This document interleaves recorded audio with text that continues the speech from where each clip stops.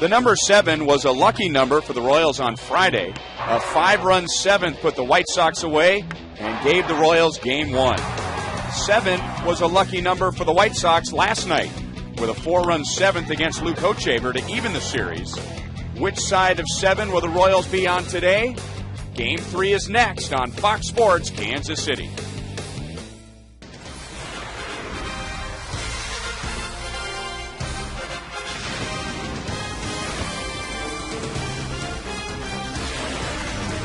Last time the Royals faced Gavin Floyd, they tagged him for 6 runs, 13 hits. Jose Guillen's home run was the final blow.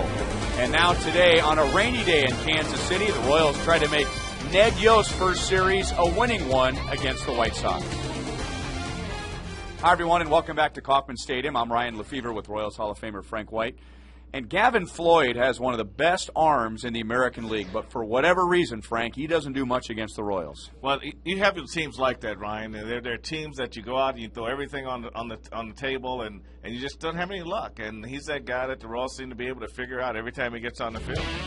Last time the Royals faced him, 13 hits in less than 7 innings. Well, they just went after him early. He's one of those pitchers, you get him early, you get him off balance, and you take advantage. In his last start, that's what the Royals were able to get accomplished. In the last 6 times he's faced the Royals, he is 0-5. He is 1-6 overall. Now against the rest of the division, he's been fine. He is 13-8, and the Royals are 8-1 in games against the White Sox when Gavin Floyd is on the mound. Now back on May the 4th, when the Royals beat Gavin Floyd, that was Mike Aviles returned to the big leagues. He had 3 hits. And Mike Aviles is still hitting, Ryan. It seems like he just got that approach now where I'm going to hit the ball where it's pitched. You leave it middle lane, I'm going to take you out of the ballpark. You hit it out over, you leave it out over the plate, then I'm going to go the other way and take my base hits. Now, before we start guaranteeing a Royals win today because of Gavin Floyd, we have to point out Brian Bannister has had his problems with the White Sox, and we'll talk more about Banny when we come back.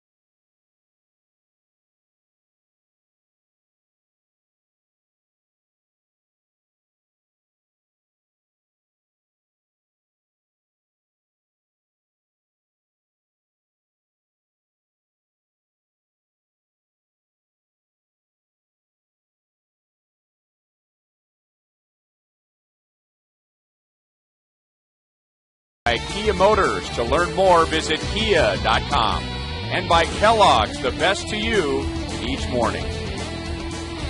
Well, we can't see the sun, Frank, but this is a day game, and that's usually good news for Brian Bannister. He looks forward to day games for whatever reason. You ask him about it, Ryan, he'd say it's mainly because I'm a morning person, and everybody else must not be, so he's ready to go in day games. It's been a while since Banny has won. You have to go back to April the 25th, and it was this start against the Minnesota Twins, and Brian got 12 of 19 outs on the ground. That's what he's looking for. In fact, he beat the Twins that day without one single strikeout. And now Kia will tell us more about Brian Bannister. Well, it's a sixth start versus AL Central this year, Ryan, and lefties are hitting 209, righties 297. Opponent's batting this season is 136 average, 3 for 22.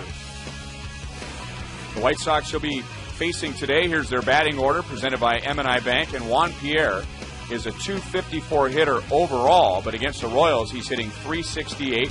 Gordon Beckham has been moved up to the number 2 position. And in the bottom of the order, trying to get a couple of guys going, Alexi Ramirez is now batting 8th, and former Royal Mark Teahan is batting 9th. Royals have had an outstanding series defensively, and as the old saying goes, you can't have good pitching without good defense, and Brian Bannister needs good defense. The Royals go for the series today against the White Sox. The first pitch is next.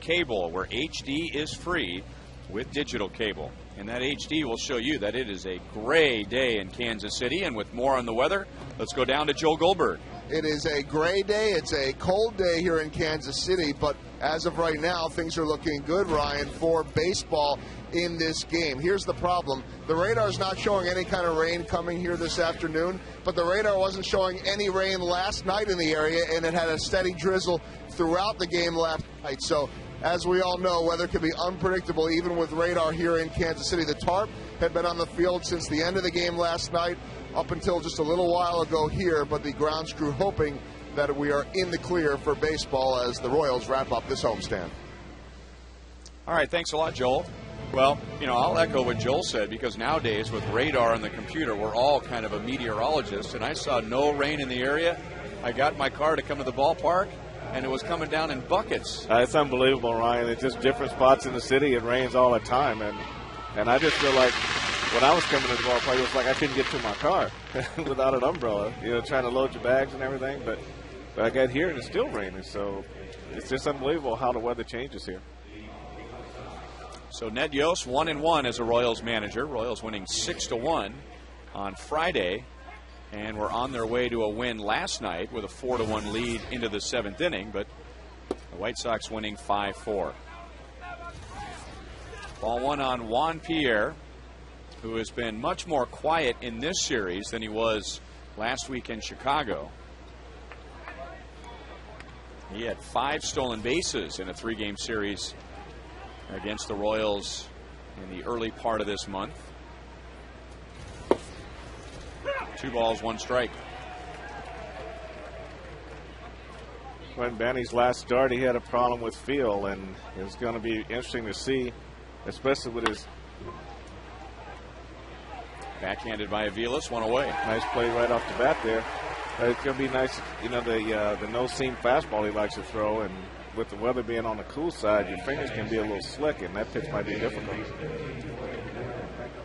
So we start at 57 degrees and right on time at 1:10. Time and temp brought to you by the Parking Spot. Easy to spot, easy to park. The Parking Spot at KCI.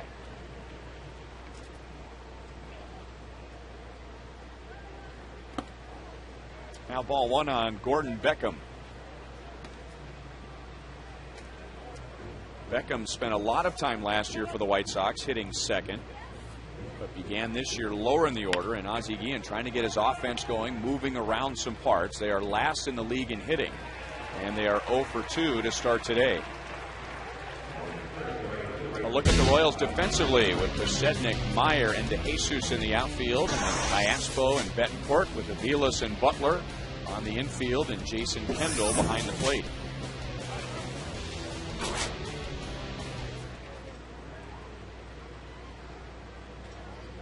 So we talked about Gavin Floyd and his troubles against the Royals. Brian Bannister has had his problems with the White Sox, and he took the loss in Chicago 11 days ago, gave up 7 runs in 3 innings, and that was the game that Frank was talking about. He just could not find the right grip on the baseball.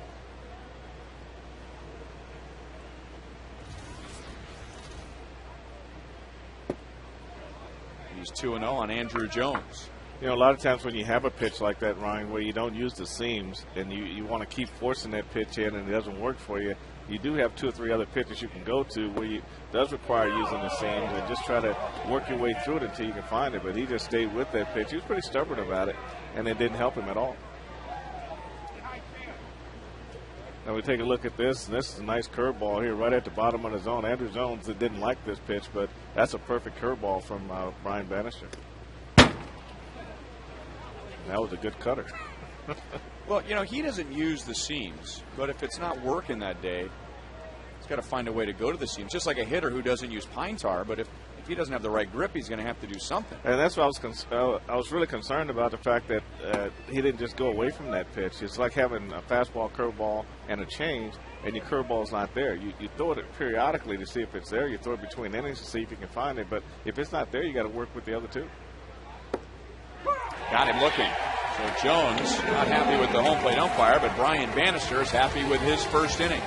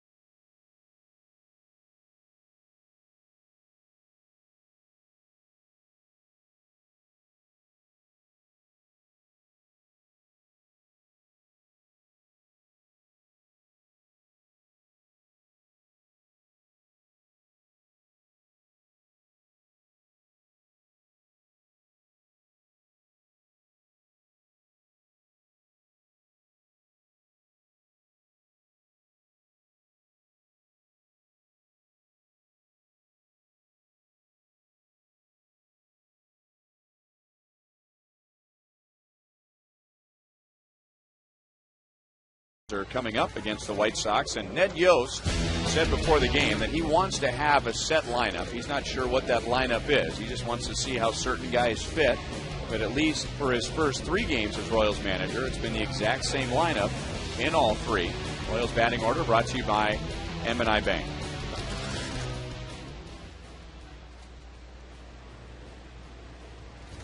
Scott Pasednik, 3 hits, a stolen base so far. He has a 5-game hitting streak. No balls, 1 strike. Well, the only change that was noticeable was moving Kendall to the 9th spot. That was, and I have to go back and see if that's where he batted when he was with the Brewers. But and I think that is familiarity, and he has a way to get him behind, get him right in front of Pasednik. And now you got your hit and run situations. You got a lot of things you can do.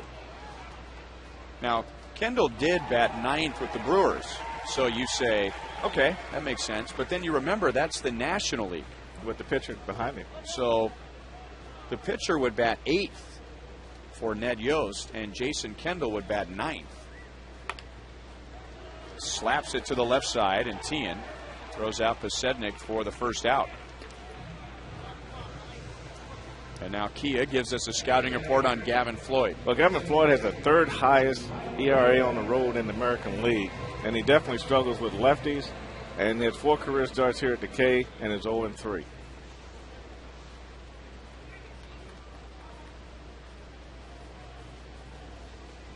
And now Mike Aviles. Now, has it been proven? I know Tony La Russa does that also, Ryan, where he bats the pitcher ahead of a hitter. Has it been proven that works, or is that just reinventing the game to a point? You know, I like it, to be honest with you. Aviles is out number 2. And the reason for it is, I mean, if you're trying to turn your batting over to the top of the order with somebody on base, I mean, more times than not in the National League, the pitcher is going to be an out. So why not, like in the American League, if you have someone like Jason Kendall, who in the prime of his career is going to be getting on base, he's not going to hit for a lot of power, why not have a guy get on base before the top of the order as opposed to an automatic out before the top of the order? I'm not saying it's necessarily the only way to go. Tony La Russa actually started doing it for Mark McGwire. He wanted more guys on base for Mark McGwire, and that carried over into when Albert Pujols had some big years for the Cardinals. 0-2 on David DeJesus. What do you think? Well, it just hasn't been universally accepted. I guess change is slow in baseball, and I don't know. I guess I'm so used to the old way, I didn't have a chance to think about the new way. You don't see as many teams doing it, so I guess that's why you don't pay as much attention to it.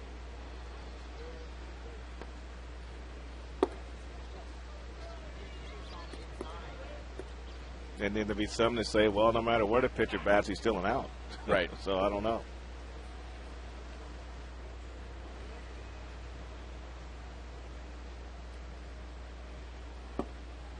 DeJesus called out on strikes. So both pitchers have a 1-2-3 half of the first.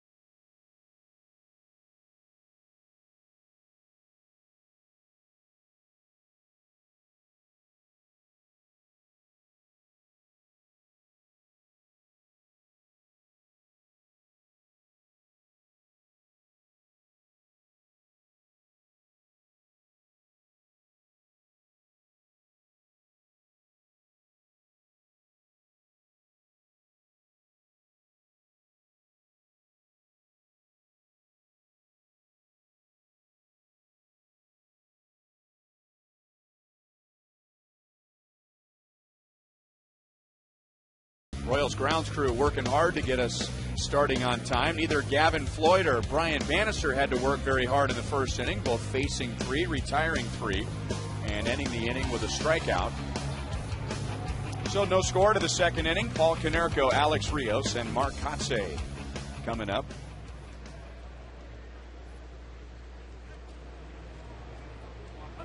This is not a good matchup for Paul Konerko if you like to go by the numbers. He has done next to nothing against the Royals this year. He's 1 out of 18. And against Brian Bannister, in 27 career at-bats, he's 185, which means he's going to hit a home run right here.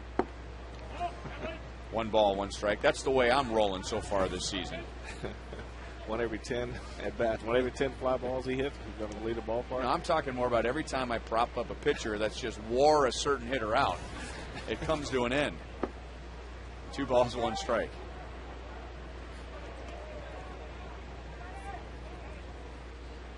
Well, you do tend to work both sides of the field. Try to.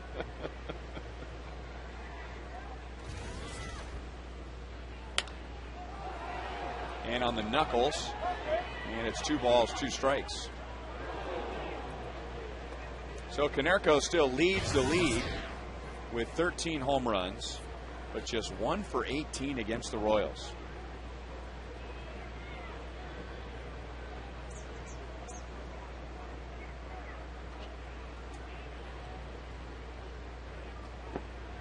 Did he go? Home plate umpire DJ Rayburn says yes. So we're only 1 out into the second inning, and a couple of White Sox hitters at odds with the home plate umpire. 1 away. Well, it's all about the intent, Ryan, and that's definitely an intent. The bat's completely out in front of home plate.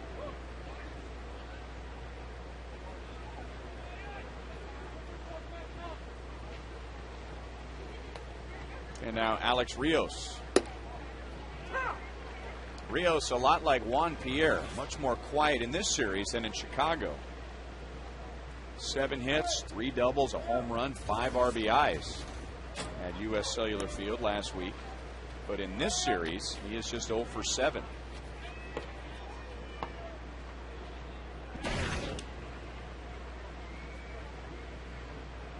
.500 career hitter against Brian Bannister, although all hits are singles, and that pitch is up, and he gets on top of it, and the White Sox take a 1-0 lead. Alex Rios with his 7th home run of the year.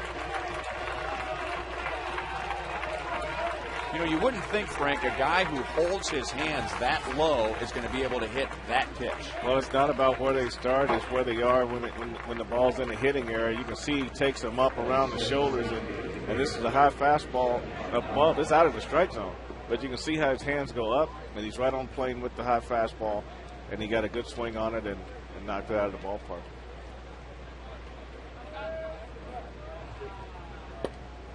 Heads up out there, Morgan.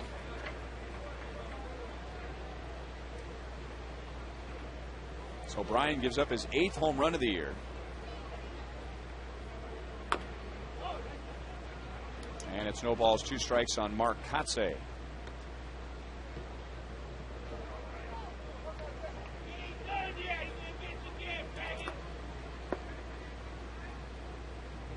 So Kotze, the DH today. On Friday, Omar Vizquel was the designated hitter.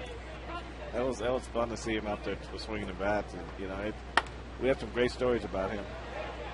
Betancourt deep short and gets it to Butler on 1 hop. Kotze beats it out with pretty good range by Betancourt on the left side. An infield single for Kotze. Well, Yuniesky had a busy night last night, Ryan. I think he was involved in something like 12 plays at shortstop, and here he goes well to his backhand side, sets himself, gets a nice throw across the field. But that bounce is probably what cost him getting out right there. But the effort is outstanding.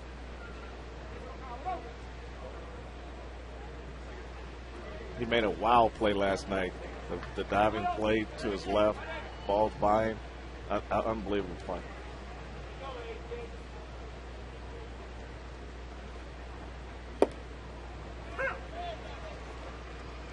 I think I might have been doing the chicken dance last night at my brother's wedding when he made that play. What was that Iowa wedding? No, it was right here in town.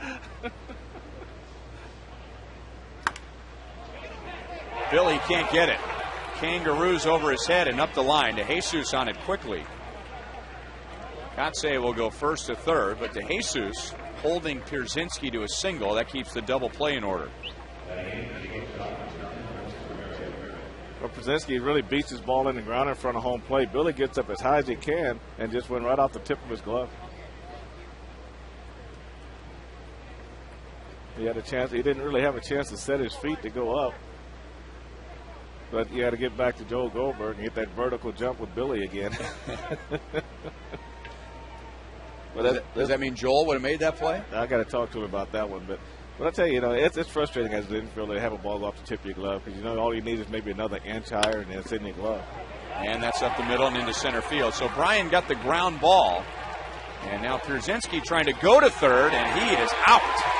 So the Royals get the second out of the inning, but the White Sox take a 2-0 lead.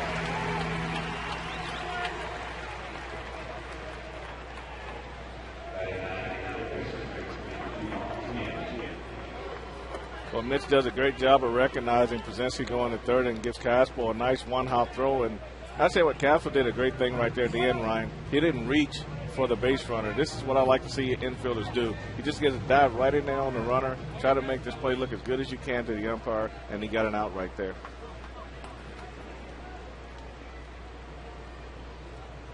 So Ramirez tries in his 13th of the year. And now Mark Teahen, 0 for 6 in the series, and his average is down to 212. You're just saying how frustrating it is for an infielder to have the ball go off the tip of the glove and not make the play. It is just as frustrating for a pitcher in a double play situation when you get a ground ball that's not hit that hard, but it finds a hole. That is true, and you just got to stay with it and come back and get another ground ball and just try to minimize the damage and get yourself off the field. Ramirez running on the play. It's 0-1 on Teahen.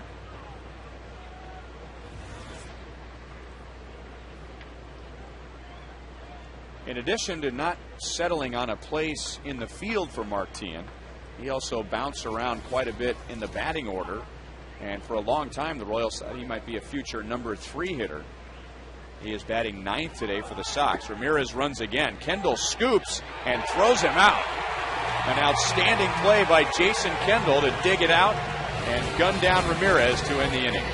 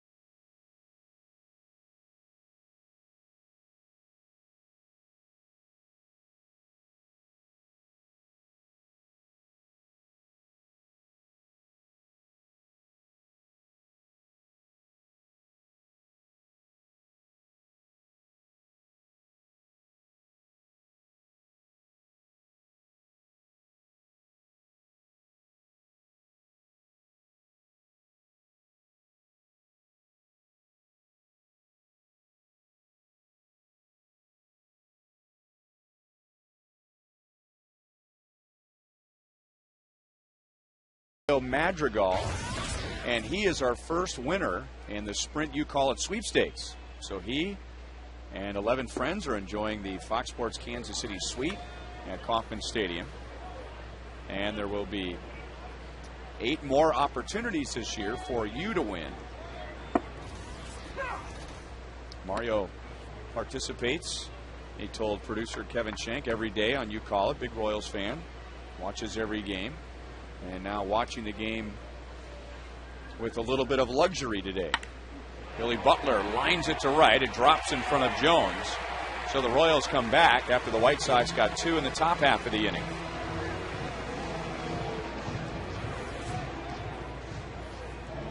Oh, there we are. Wait, Frank, there you go. Doc, say hello. And there they are.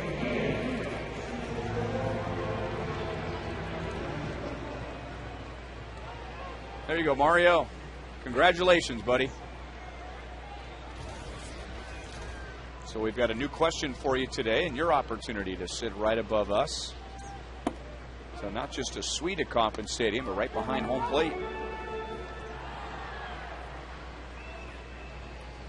Jose Guillen, 2 out of 7 in the series, hit by a pitch yesterday.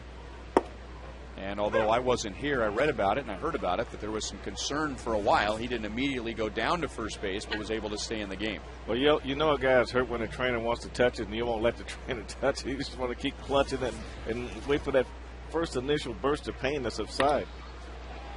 Deep short, and Ramirez will go to second out there.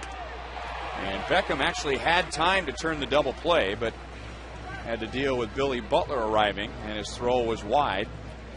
So the White Sox get just 1 out.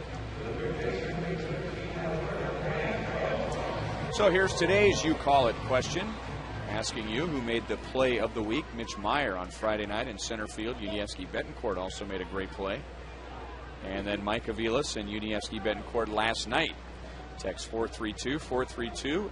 Enter keyword Royals followed by a space and then A, B, C, or D.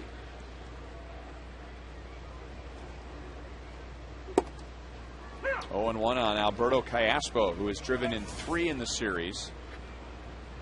He was part of the Royals, big part of the Royals' 3-run first inning last night. Callaspo has been the most clutch hitter for the Royals. He has 25 RBIs this year, and 15 have come with 2 outs. Might ground into a double play here, and the White Sox, after they don't turn it with Guillen, get one with Callaspo, and that erases the Billy Butler leadoff single.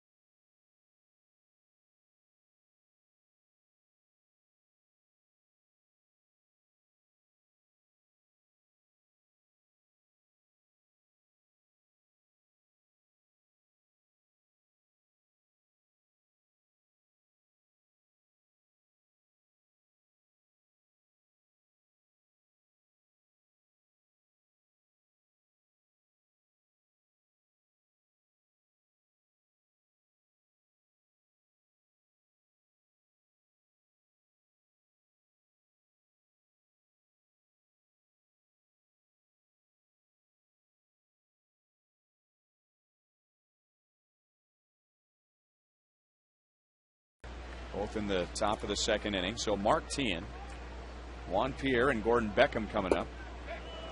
Teahen out in front of a changeup. He was standing at home plate when Ramirez was caught stealing by Jason Kendall to end the second inning. Yeah, Mark's really struggling trying to get himself going here, Ryan. 7 hits in his last 51 at bats. That's got to be a tough thing to go through.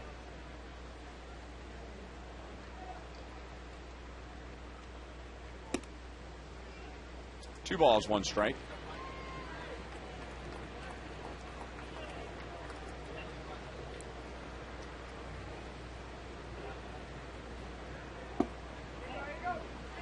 Still has the good eye, and he has walked twice in the series and scored a run.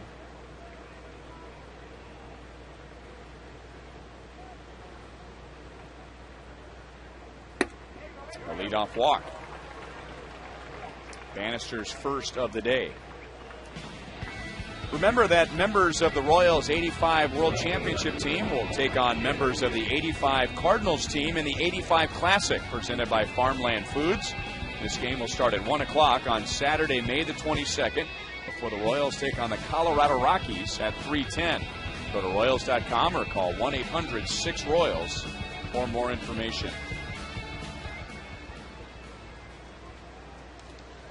That's right, we're going to see some interleague play when the Royals come back from this very short road trip, as it has been the past few years.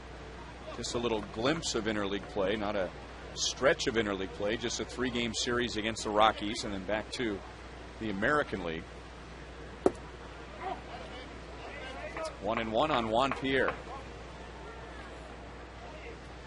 And Mark Tien tried to steal a base last night, Ryan, but was thrown out. And it just shows you that Oz is using his whole lineup in certain ways to try to get some offense going, from the hit and run to just straight out stealing. Had a good glimpse of that last inning.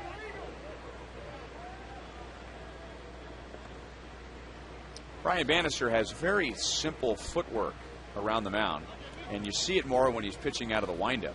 I mean, his feet don't get more than 2 or 3 inches away from the rubber, and he also has very quick feet throwing over to first base. So Tien has a short lead, and now Pierre bunts it hard.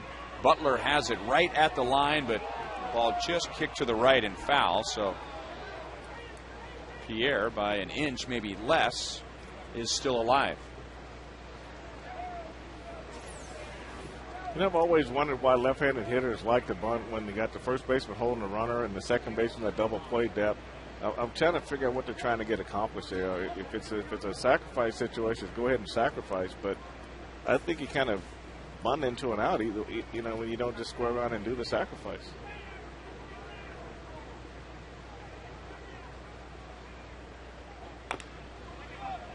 He pulls it to the right side. Billy looks at second, and Bannister just gets to the bag in time to get Pierre.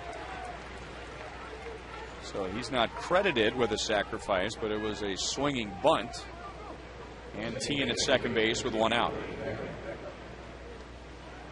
What you also don't see very often, too, Frank, are hitters, especially the number 2 hitter, who are just very skilled, whether they're a right-handed or left-hand batter, just working that right side with a runner at first base. I mean, there is a huge hole over there when you have a runner at first base. I think a lot of it, too, is that you move your lineups around so much anymore that you really don't have a guy that can sell in that second spot and know he's going to be there every year. It also works with the relationship between a guy like Vasednik, who likes to steal, and just being able to communicate with him to know when you're going to run, when you're not going to run. So that second place hitter it's just invaluable when you got a good one. I remember when they moved Kevin Seitzer into the number 2 spot.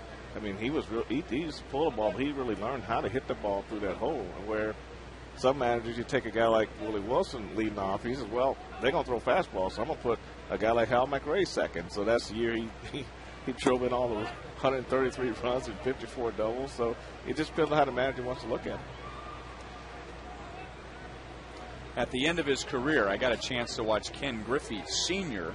play for the Seattle Mariners, and he would spend 1, if not 2, complete rounds of his batting practice trying to pull balls through the right side. And, of course, we're talking about a runner at first in a double play situation where the first baseman is holding the runner at the bag and the second baseman double play depth, so he's guarding the middle. And you're pretty much leaving the whole right side wide open.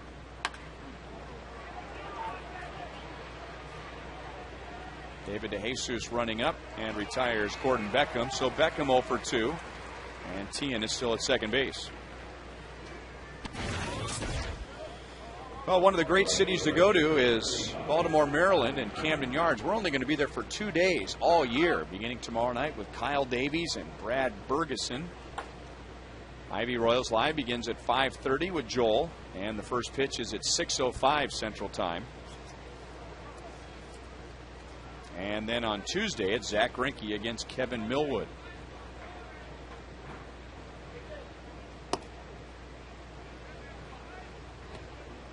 Andrew Jones struck out looking in the first inning. Wasn't very happy with the strike zone of DJ Rayburn.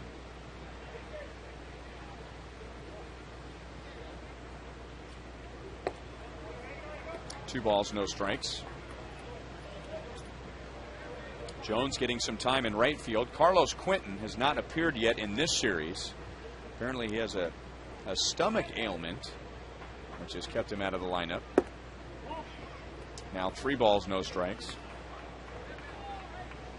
Jones expected to be more of a fourth outfielder and mostly a designated hitter this year for the White Sox. Not bad when your so-called fourth outfielder has won 10 Gold Gloves in his career. He's just fortunate to have a guy like that around, a guy that's not only been a stellar center fielder, but the guy that can drive in some runs. And the more guys you can put in your lineup that accomplish the driving in runs, the better your offense is going to be long haul. Betancourt throws on the run and gets Andrew Jones. So the leadoff walk doesn't come back to hurt Bannister in the third.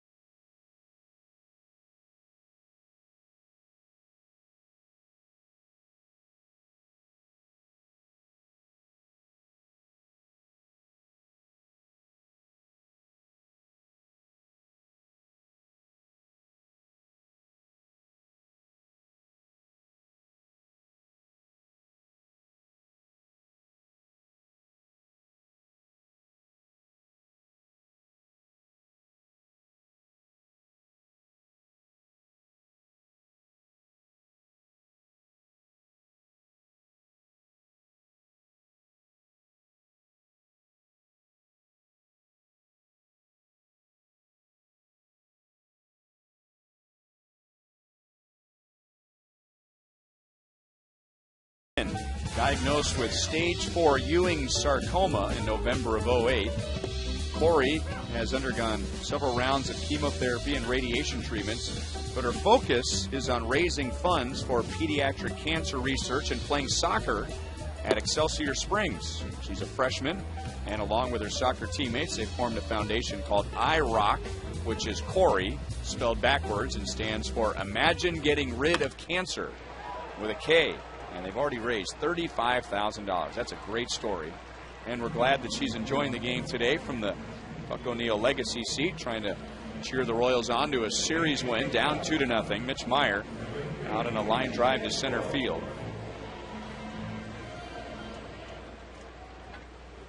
Talk about a good seat just above us in the suite. That's the best seat in the house down there. Especially on a good day.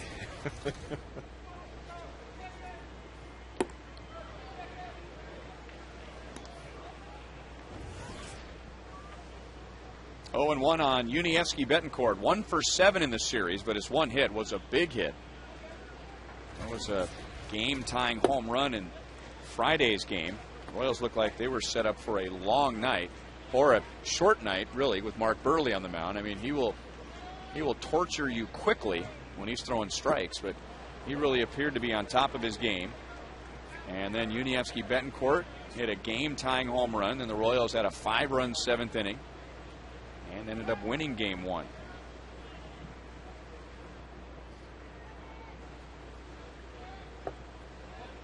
Two balls, two strikes. No, Mark Burley, just like Luke Hochevar, they were just settling along, and they get to that 7th inning, and both pitchers ran into a roadblock right there in the 7th inning.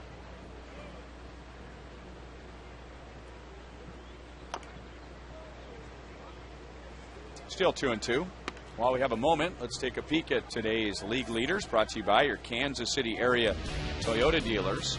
Here are the division leaders and the wild card in the American League. Rays at 25-11. Speaking of Mark Burley, he threw a perfect game against them last year. Minnesota leading the Central, Texas leading the West.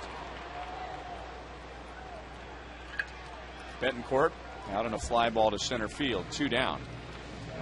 Of all the teams to be the victim of a perfect game the last 2 years, the Tampa Bay Rays, who can beat you so many different ways on offense, but against Mark Burley and Dallas Braden, a couple of lefties, 27 up, 27 down. Yeah, you really think that he can induce those ground balls, and with their speed, they'll outrun some of them. But when you're on, you're on, and that's everything's routine on days like that. You might have maybe 1 or 2 situations in the course of the game where somebody makes a great play for you to keep it going, but for the most part, you look at most of the outs, they're pretty routine.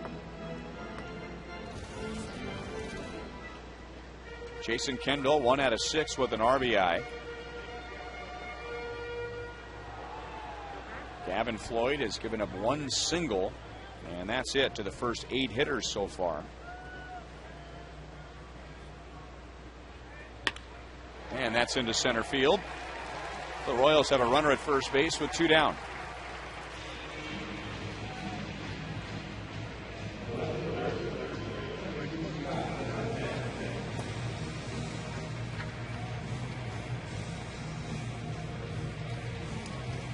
And now Scott Posednik. Grounded out to third base in the first inning.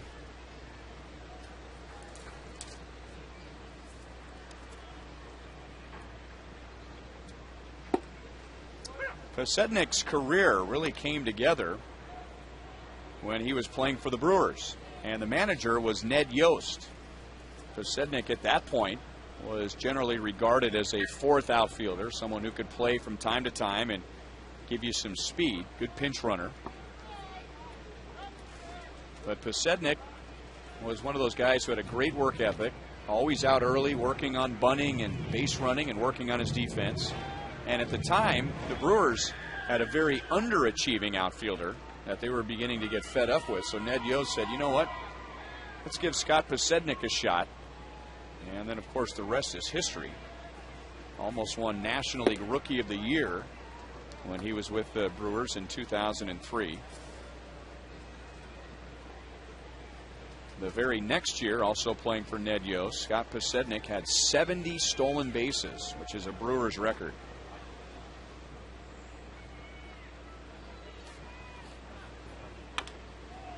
Again to Tien, and Mark throws him out from the infield grass. Royals down 2-0 at the end of 3.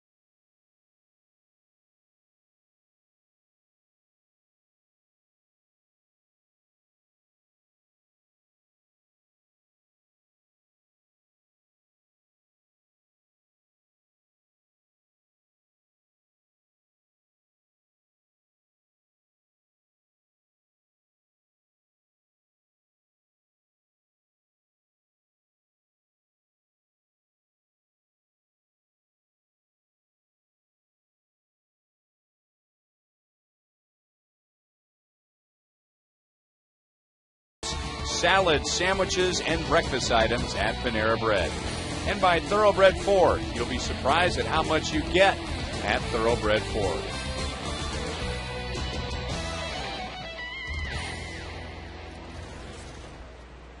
Two to nothing Chicago in the deciding game of the series. The Royals won on Friday. White Sox coming back last night. Paul Konerko pulls it to Alberto Callaspo. One pitch, one out for Brian Bannister in the fourth inning. And now Paul Konerko is 1 for 20 against the Royals this year.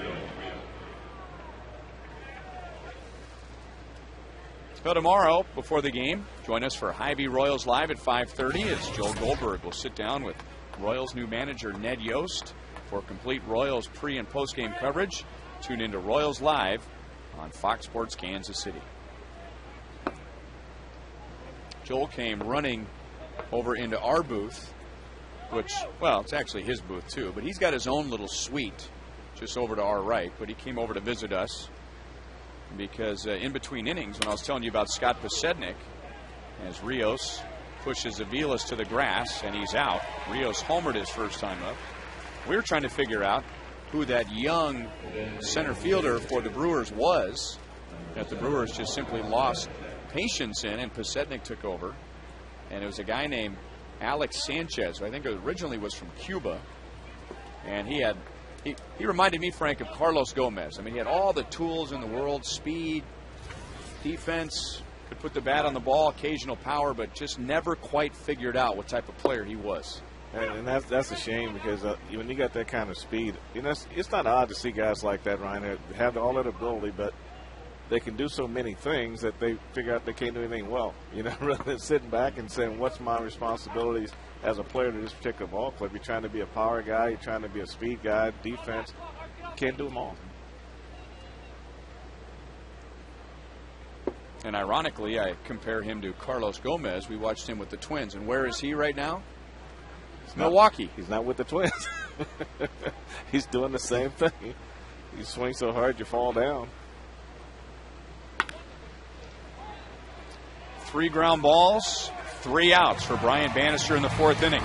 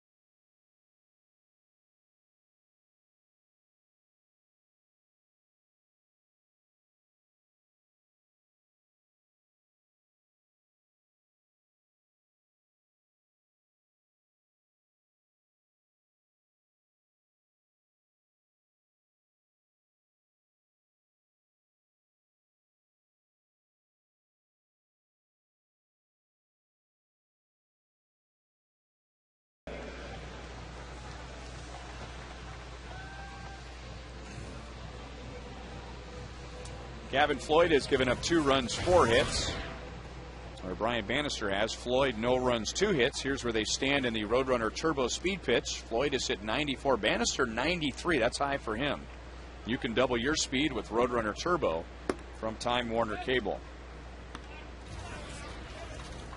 Well, the gun had Luke last night at 98, and so that's awful high for Luke too.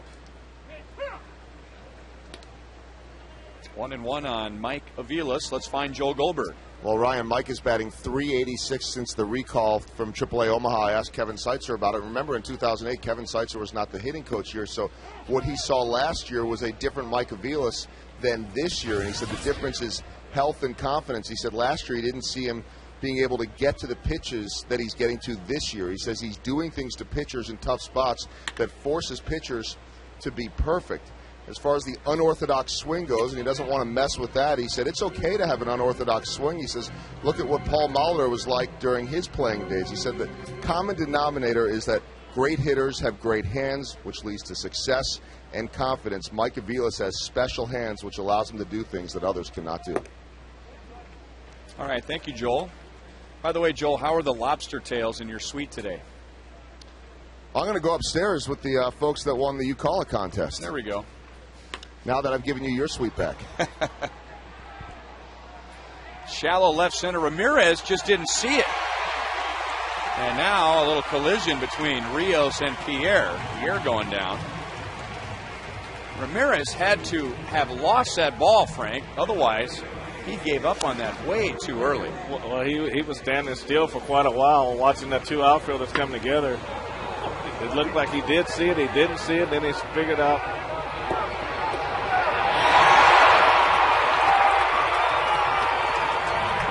That doesn't look very good. I think the outfielders will probably tell him about it, too. I mean, he's got the kind of range that he can go out and make that play right there. And it's not any sun up there, and the ball shouldn't be that hard to see today.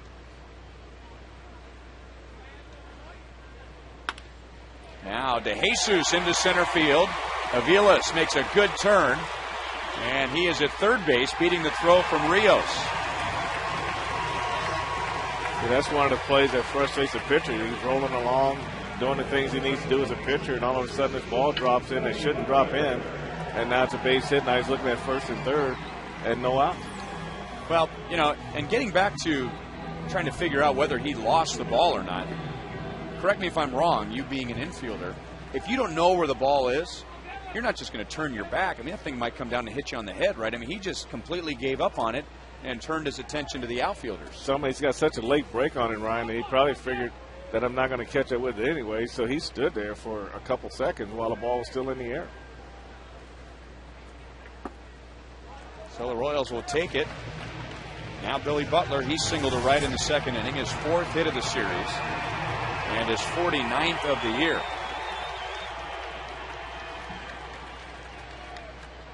So Billy right now on pace for better than a 200-hit season.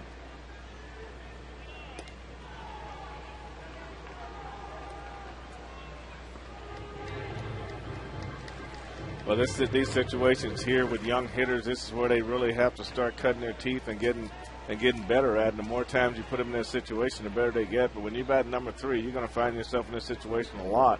And you got to learn how to have the patience to get the pitch you want to get the job done.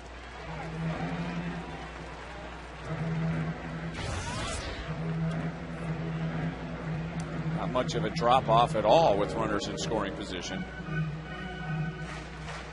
Now, we'll see what Gavin Floyd does here, but in a way, this is shaping up to be a typical Gavin Floyd outing against the Royals. He'll just be cruising along, and then all of a sudden is hit in the face with the Royals' big inning. And there we go, into right center field.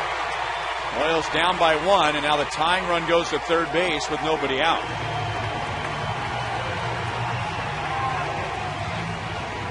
Three straight singles greeting Floyd in the bottom of the 4th. That's a nice approach by Billy on this pitch here, Ryan. He just waits to get the pitch that he wants. He's out over the plate, which is what he should look for, and he just stays inside. He'll line drive to right center field. But I think you're right about the game getting away. That little pop-up, all of a sudden if you don't get your composure back as a pitcher and you're still thinking about the ball that fell rather than going to the next hitter and saying, let me get a ground ball, double play, and get out of this, these innings can get away from you.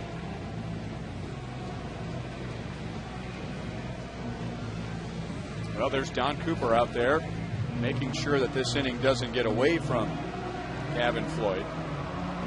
Another look at You Call It, presented by Sprint, asking you who made the play of the week. Meyer and Betancourt with good defensive plays on Friday. Aviles and Betancourt last night. Text 432-432. Enter keyword Royals. We'll tell you about the You Call It sweepstakes later, but there's the first group of winners enjoying the game from a suite right above us. Mario Madrigal and his 9 buddies are here. David DeJesus, the tying run at third. Billy Butler over at first. Billy just driving in his 22nd of the year. Now Guillen trying to avoid a double play. No balls, 2 strikes. Jose on Friday snapped an 0 for 22. Ended up with a couple of hits in that game. He is 2 out of 8 in this series, driving in 1 run.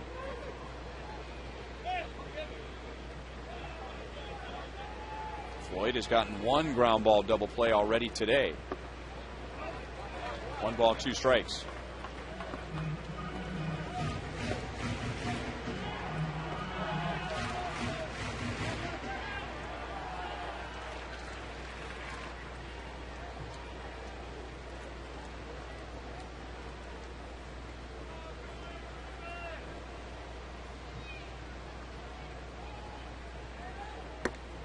Two balls, 2 strikes. And when he's on, he is keeping the ball down. He's a big guy. He's 6'6". Plus, he has sink to his pitches. Well, you can see how much his command has suffered since that ball dropped in short left center field. He's way off the plate with his breaking balls and with his fastballs on the inner half. The count goes from 0-2 to 3-2. So here's what you worry about.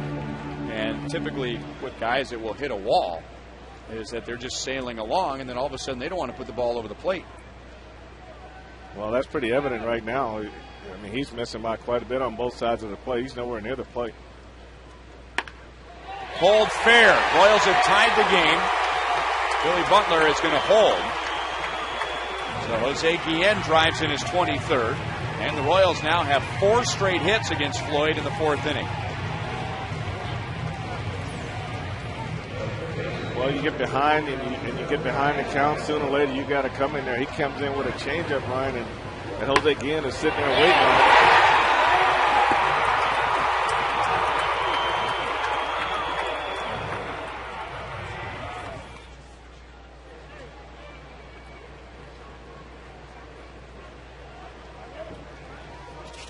And now, Alberto Callaspo, who's hit in 5 straight games, grounded into a double play back in the 2nd inning. I watched at the end of this play, Gavin Floyd, unhappy obviously with the Jose Guillen base hit. Watch his reaction. And then watch A.J. Pierzynski. Floyd throws his head back in frustration. Now Pierzynski, come on, man. Don't allow yourself to get down like that. And that's the sign of a guy right there that maybe a play that wasn't made by Ramirez to begin this inning, or a ground ball that gets up the line, and Pierzynski's doing it again. Hey, you got to grind through this inning, man. This inning in this game isn't over. Well, what Gavin Floyd needs to do is look down the bullpen and don't see anybody up. So, hey, this is your inning, big guy. So you got to figure out how to get through it, and that's what A.J. Pierzynski is saying. Hey, and you don't want to show your teammates up. You know, you want to get the ball and you want to grit it out and try to make the best of the inning and get off the field. All you have to do, if you're Gavin Floyd, is look at the guy who won the game last night. Gives up 3 runs in the 1st inning, hangs in there, ends up being the winning pitcher. Well, you know, you look back at this inning. Okay, let's just say this ball that Ramirez didn't catch should have been caught. Now, he's not responsible for the base hit up the middle. He's not responsible for the base hit down the line. And he's not responsible for the wild pitch. So that's all on the pitcher right there.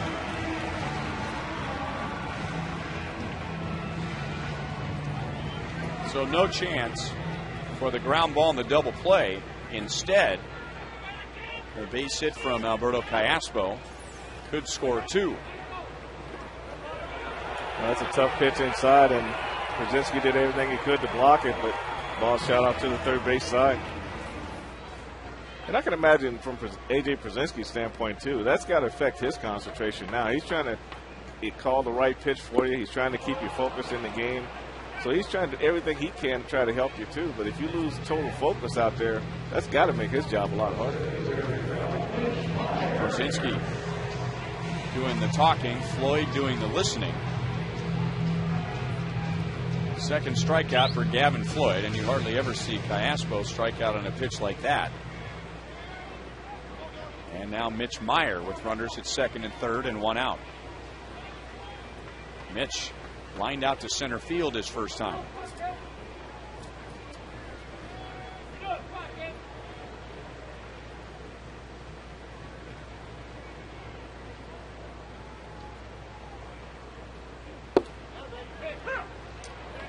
Reading the comments from Ned Yost following last night's game, and Luke Hochaver, who's had difficulty at times in his career getting through a challenging inning. And last night, Ned Yost said, hey, it's time for you to figure out how to get through these innings, and left him in there when the White Sox were hitting him in the seventh inning.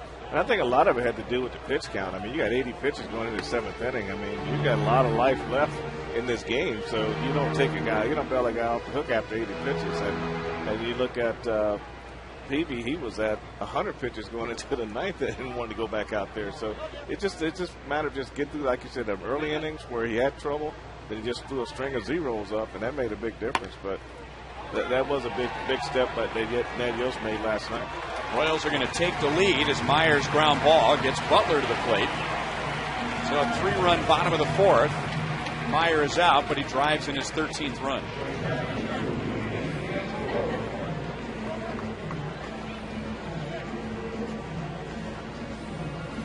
Well, Kauffman Stadium will be the perfect place to spend your Memorial Day holiday, as Royals will be taking on the Angels at 1:10 on Monday, May the 31st.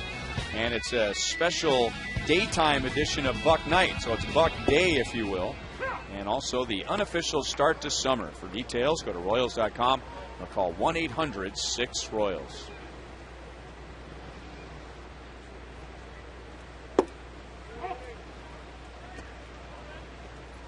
Yuniesky Betancourt flied to center in the third inning, as Jose Guillen down at third base with 2 outs.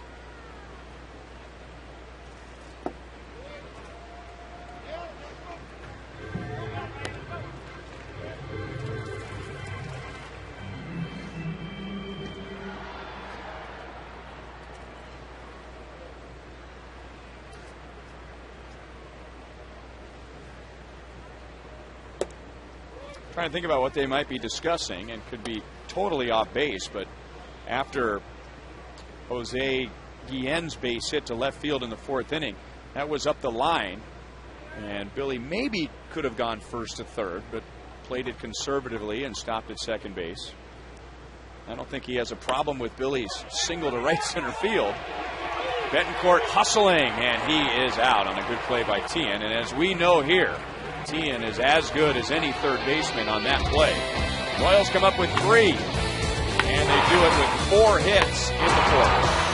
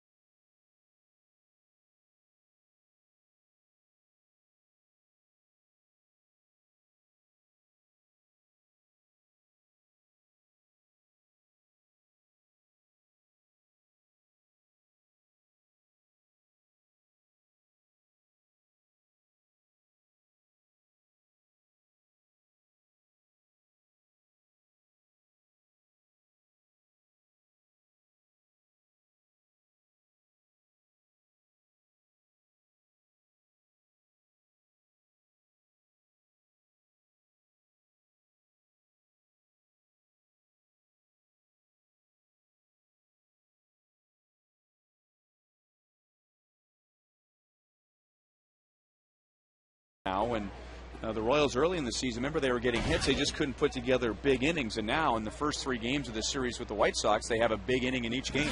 And I think a lot of that, Ryan, is the hitters just getting better. I mean, you're getting into the season a little bit, everybody's getting a little more comfortable, and you know, everybody's not going to struggle the entire season. I think it's just starting to come together for a few guys, and you're getting the right guys at the plate at the right time.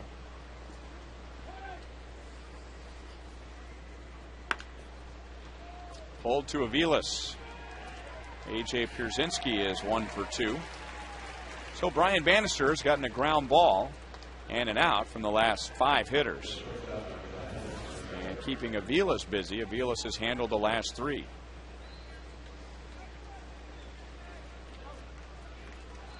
So this inning very important for Brian Bannister. His team giving him the lead, and it's every pitcher's goal after that happens to have a quick next half inning. Keep the momentum, if you're a believer in that, on their side. Get the guys back into the dugout and get Gavin Floyd back out on the mound.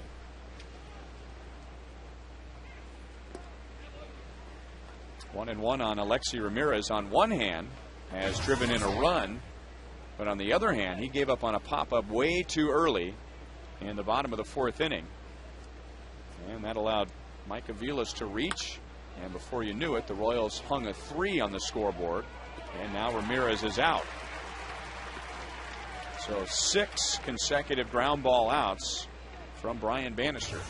Well, Banny's done a good job getting the ball on the outer end of the bats, and that cutter's working good for him, Ryan, and bounced back well from giving up those couple runs in the 2nd inning.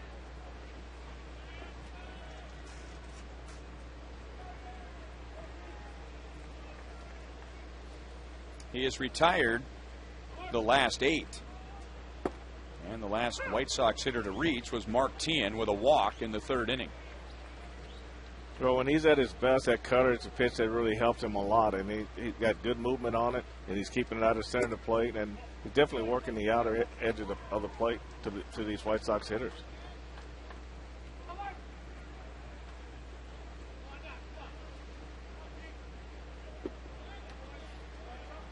Two and one on Teahen.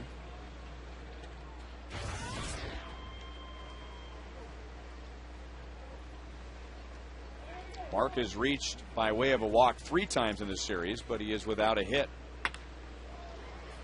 Well, there we go again. So Teahen at first with 2 down in the 5th inning. You're like magic. Well, Vanny went away with the first pitch. The first 3 pitches, he was inside on Mark trying to crowd him, and then he tried to throw a changeup away, and Mark got that long reach and hit the ball back through the middle.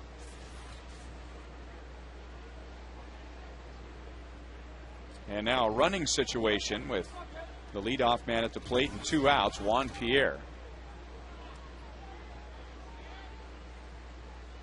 Teahen not running, and Pierre pulls it foul.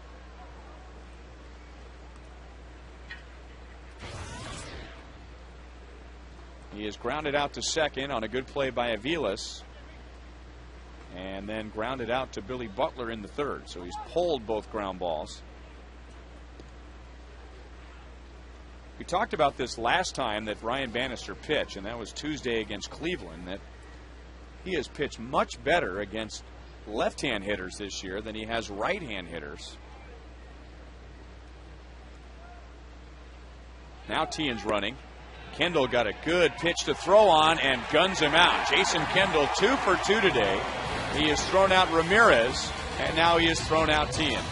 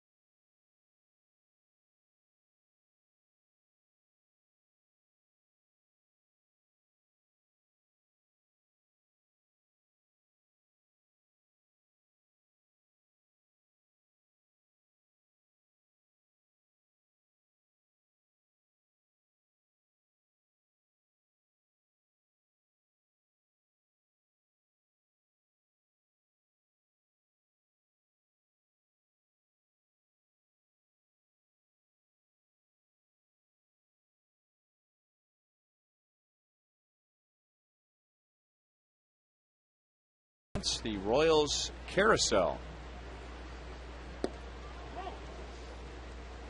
Now the kids at some point are going to want to get their hands on some Sheridan's frozen custard out in center field. The trick is to make sure that they have the custard after they go on the carousel.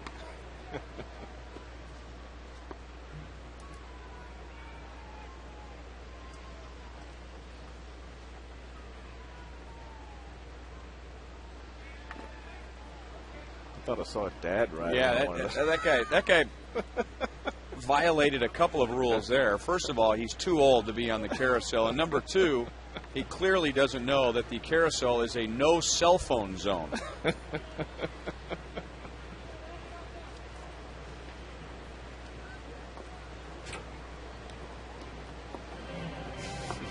One ball, two strikes on Jason Kendall. Single to center field in the third inning.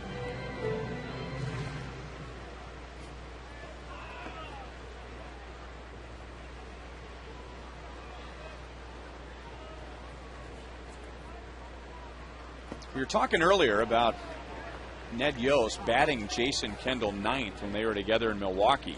And, of course, the pitcher hits in the National League, so that means the pitcher hit eighth. And Tony La Russa was the first to do that, at least modern-day manager to do that. Kendall is 2 for 2.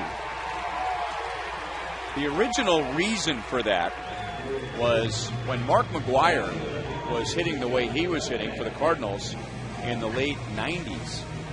Tony La Russa tried to accomplish two different things. Number one, he wanted Mark McGwire to bat third because he wanted to guarantee that he would hit in the first inning of every game. But number two, he wanted him to have the luxury of a number four hitter, meaning there's a potential of three hitters in front of him that could get on base. So after the first inning, he wanted to have as many guys as possible to be on base so that they couldn't just pitch around McGwire.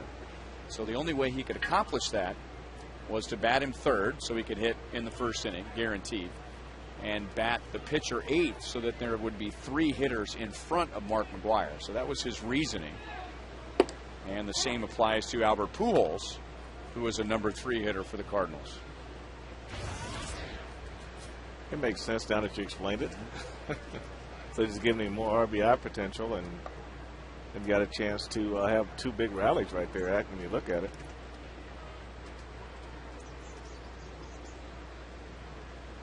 That's the one thing that you miss out on if you have someone like a McGwire or a Pujols, is that if they hit fourth and your number three hitter makes the final out in the first inning, well, then he's leading off the next inning. You want those guys to hit with men on base, not leading off the inning. Right. That makes a lot of sense there.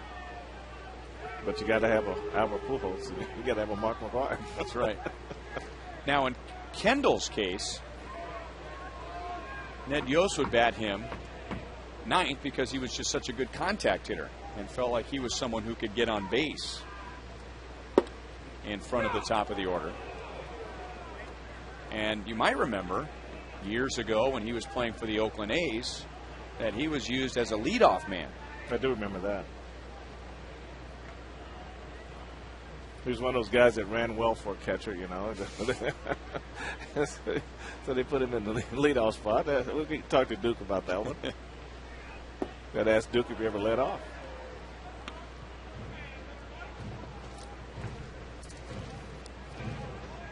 It's going to get back to him that we were talking about running well for a catcher, and you know who he's going to think about?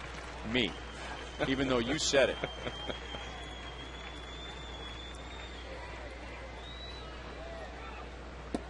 Curveball, and Posednik is down on strikes. Number 3 for Gavin Floyd. Well, here are those plays that you're voting on today for You Call It, presented by Sprint. Here's Mitch Meyer on Friday in center field. Crashing into the wall, dead sprint. Betancourt up the middle. This was the final out of an inning. This was a huge play. And now the next two I'm going to see for the first time. Elzabila's coming in. This play, it was a wild play here last night. Outstanding.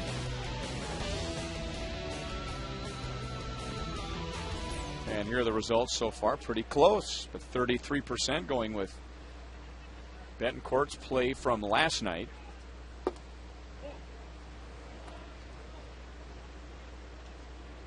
1 ball, 1 strike on Mike Aviles. Thought he had popped out leading off the bottom of the 4th inning and had some spicy words for himself as he was running up the first base line. Thought he was out.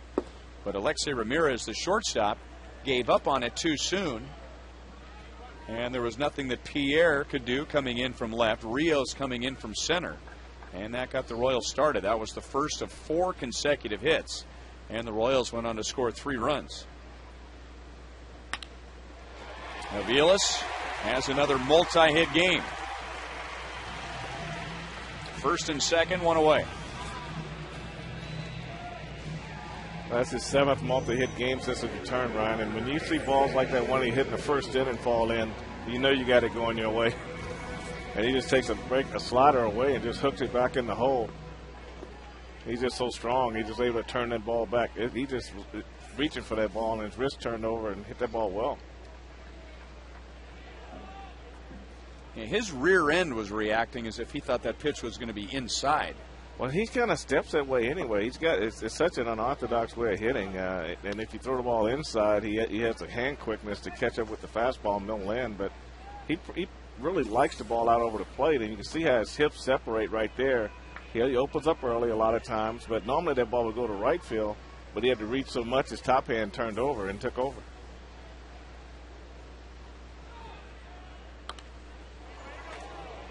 One ball, 1 strike.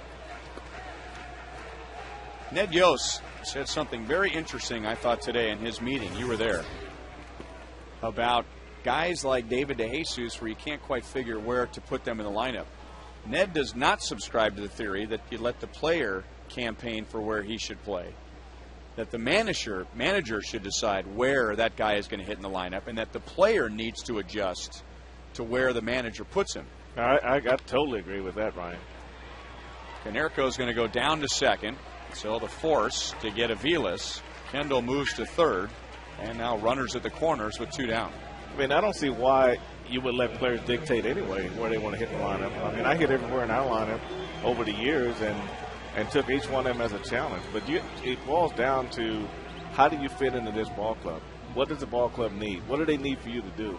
And you as the hitter, you have to figure it out. If you want to play, you figure it out. You can't keep everybody in that comfort zone all the time. Somebody's got to say, look, I'm not accustomed to doing this, but I can learn how to do this.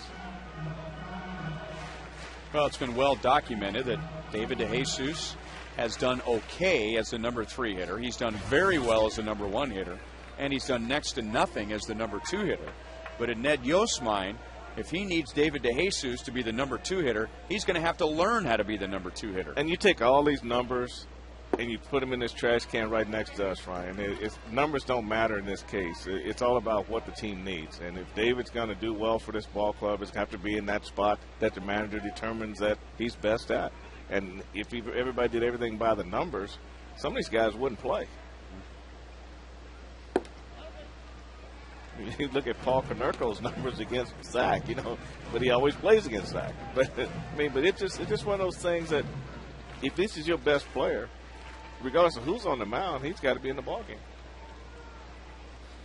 7 out of 51, by the way, against Zach, which is a buck, a quarter, a dime, and a couple pennies. But he always plays because odds again says, hey, you're my best guy in this lineup to be in against Zach. And plus, I know on any given swing, it might be a home run for me.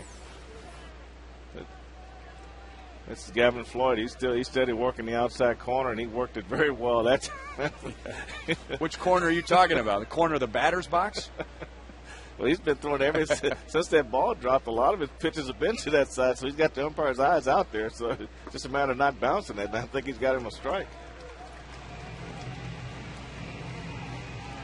Yeah, that was refreshing to hear that. I really think that the game has come to the point where, especially with young up-and-coming players, and players have been in the league 3 or 4 or 5 years, where the game needs to start telling players what they want them to do and not let players dictate what they want to do. And I'm not saying David did that, because that could have been strictly a numbers thing that, everybody looks at and says, well, he doesn't do well here, so I'm going to put him back here where he's comfortable. And we talked a little bit about it with Caspo when he was in the number 2 spot, number 3 spot, and how well he did in number 5, 6, 7 spots. So it can apply to anybody in a certain situation, but it's all about what does the team need. Well, Gavin Floyd needs an out. The Royals need an extra base hit from Jose Guillen with the bases loaded. And we need to show you today's AT&T trivia question. Which former Royal holds the record for the most wins all time against his former team? So, let me get this straight. A pitcher that once pitched for the Royals, who has the most wins of that group later against the Royals. Now, that's more confusing than the question. Sorry about that.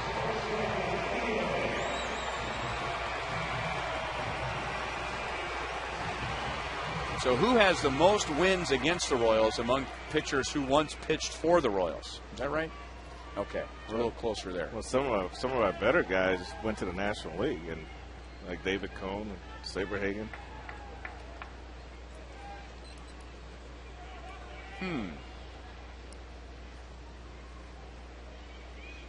So the bases loaded for Jose Guillen. Drove in a run in the fourth inning with a single up the left field line. His 23rd of the year.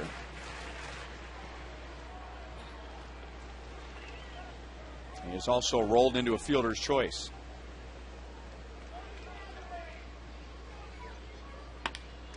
Up the middle, behind the bag, into center field, and two are going to come around to score. So Guillen is driven in 3. And the Royals lead by 3. Well, that was a huge 2-out base hit. When you see those 2-out base hits coming, especially when you're just taking the lead, you're just starting to add on, and that was a clutch 2-out single by Jose Guillen. Well, you see how he pulls his hands in, Ryan, and a lot of guys hit around that ball and hit a ground ball as the third base at shortstop, but he got inside and kept it right up the middle.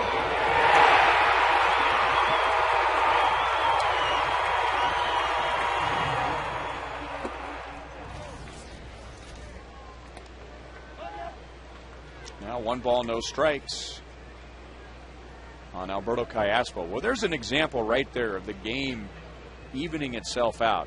When Jose was 0 for 22, there were a lot of at-bats in there where he hit the ball hard but just didn't have any luck. That time, that was good luck. That was a good pitch, in on the hands, and he hit it in a perfect spot. It's all about location. Anything up the middle that gets past that pitcher, you got a chance to get a base hit. That's why hitting coaches always focus in the middle of the field. That was an afterthought-like swing from Callaspo.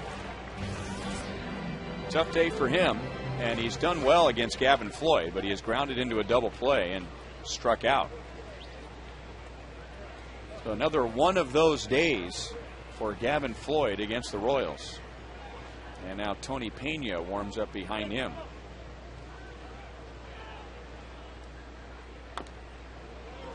Mentioned it earlier, Alberto Callaspo with his 25 RBIs, and now he and Jose Guillen are tied for the team lead in that category. But 15 of the 25 have come with 2 outs.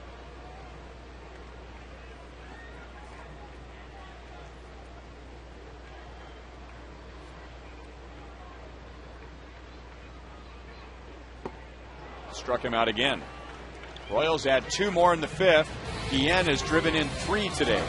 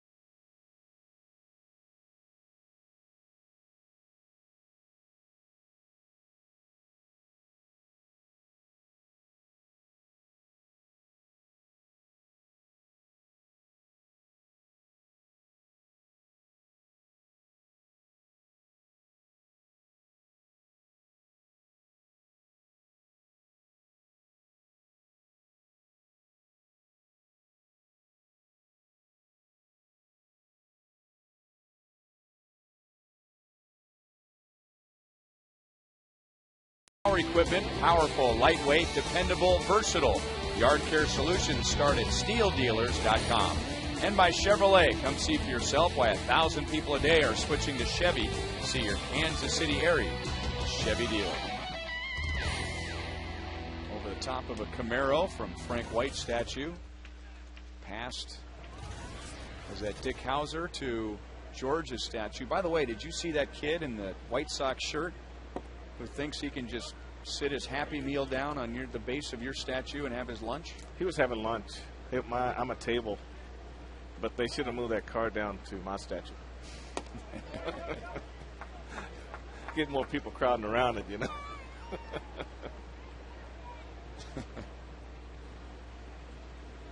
Well, crowding around the car or the statue? Well, it would have appeared to both. Okay. That's a good first out for Brian Bannister, getting the speedy Juan Pierre, who grounds out for the third time today. 4 select Wednesday home games throughout the season. Fans can purchase all-you-can-eat seats located in the Loge level, which includes unlimited ballpark fare, all the hot dogs, nachos, peanuts, pretzels, and Pepsi products you can handle for one low price. If you're interested, go to 1-800-6-ROYALS or royals.com/all-you-can-eat. Just stay away from the carousel afterwards. Left center, not well hit. And Meyer comes over to retire Gordon Beckham. The top 4 hitters for the White Sox today are a combined 0 for 10. Today's copyrighted telecast is presented by the authority of the Kansas City Royals and may not be reproduced or retransmitted in any form. And the accounts and descriptions of this game may not be disseminated without the express written consent of the Kansas City Royals Baseball Corporation. Ryan Lefevre with Frank White, Joe Goldberg with producer Kevin Shank, director Steve Kurtenbach, associate producers Sam Abramson, Al Broughton, and the producer of Royals Live, TJ McGinnis. See, that guy, you want to keep him away from the carousel for at least 30 minutes. Didn't your mom used to tell you that you couldn't jump in the pool for 30 minutes after you ate? Yep, right? Sure did. Yeah.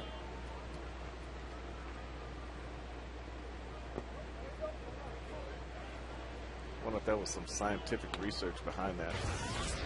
Yeah, food has to digest. You want to get stomach cramps when you're swimming. Body locks up,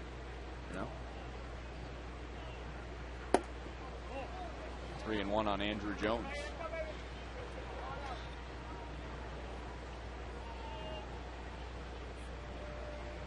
Jones has struck out, grounded out. He was going for it all there. 3 balls, 2 strikes. Ryan Bannister's retired 10 of the last 11.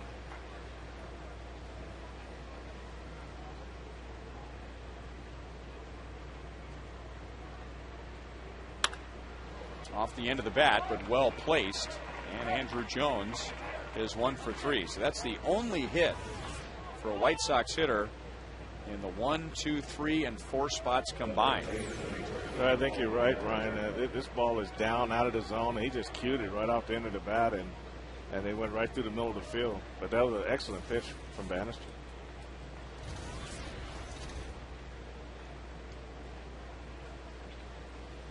That was one of those good examples of good pitches getting hit for a base hit.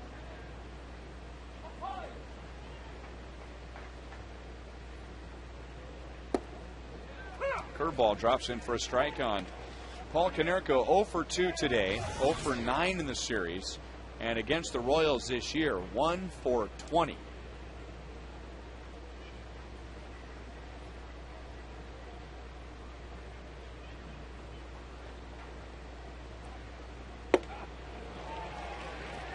No balls, 2 strikes. He thought he had a fastball right down the middle, and that cutter just broke away from him. It shows an equalizer. When it's working well, it's a great equalizer.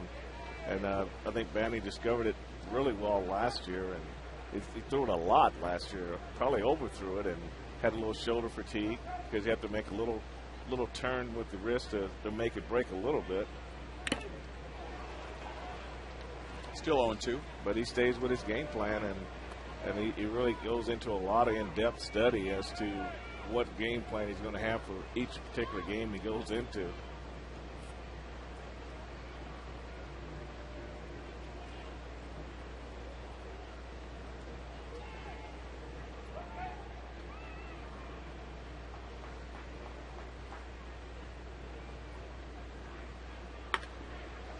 Cayaspo, great play. And a perfect throw to get Bannister out of the 6th inning. So you can add that play to the list of great plays this weekend for the Royals against the White Sox.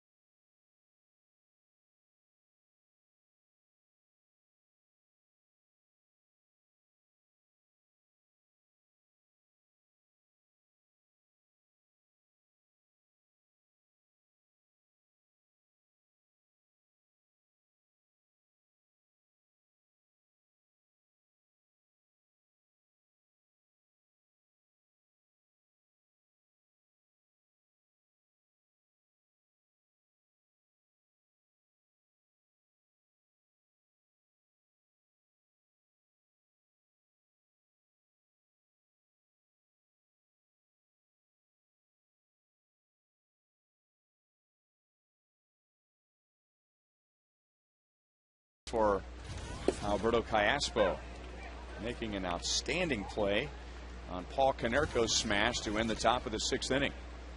So the Royals by 3 over Floyd and past Beckham. So Mitch Meyer has his first hit. Mitch has driven in a run today. And for the Royals, their 10th hit against Gavin Floyd. All right, we've given you some time to think about it. And our AT&T trivia question: which former Royal holds the record for the most wins all time against his former team, the Royals? I'm going to say Bob McClure. Frank? Well, he started with the Brewers, and no, I don't want a documentary on Bob McClure. I'm trying to lay it out. I gave you that name, didn't I? No, you said Kevin Appier. I'll stay with Appier. Appier? Okay. Yeah, nice. Yeah, trying to dodge documentary. Yeah, I got the media guide right here, Frank. I mean, oh, did you I go? want to know. You looked at the media guide? No, I didn't look at it. But if you're going to start detailing Bob McClure's career, I got that right here. I want to know what your guess is.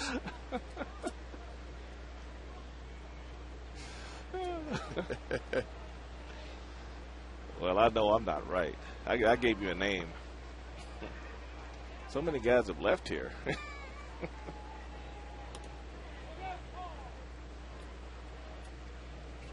Oh.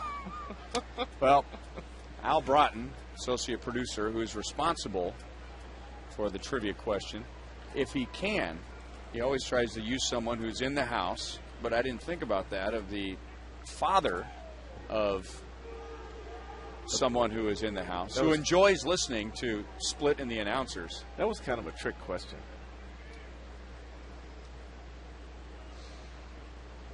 But that's what Al does. My thinking was someone we traded away who came back to win more games against us. Out at second. And Betancourt grounds into a double play, and that's the second double play for Gavin Floyd. Remember, Major League Baseball and People Magazine are looking for individuals who make a difference in their community. 30 everyday All-Stars will be honored at the 2010 All-Star Game in Anaheim. If you'd like to nominate, go to peopleallstars.com.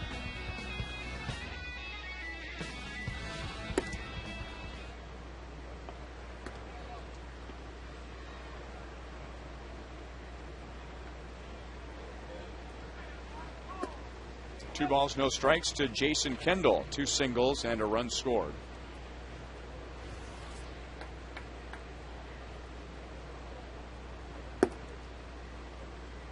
Three and 0. I don't think Gavin Floyd wants another ball to go up the middle today because nothing's getting caught up the middle today. No matter how hard it's hit, it's just not getting caught. Well, at 6'6", he might have to start catching them. Kendall into right center. Jones was shallow, and Rios coming over from center and making a basket catch. Royals send just 3 to the plate in the 6th inning.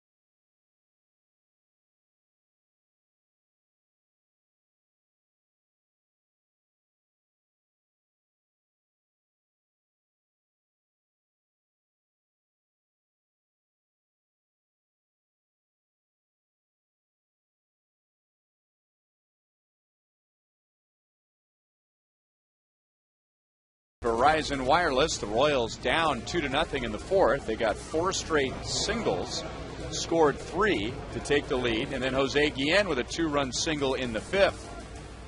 Royals have also had another good day on defense. Jason Kendall has thrown out a couple of runners, and Alberto Callaspo with the defensive play of the game to end the top of the 6th inning on a smash from Paul Konerko.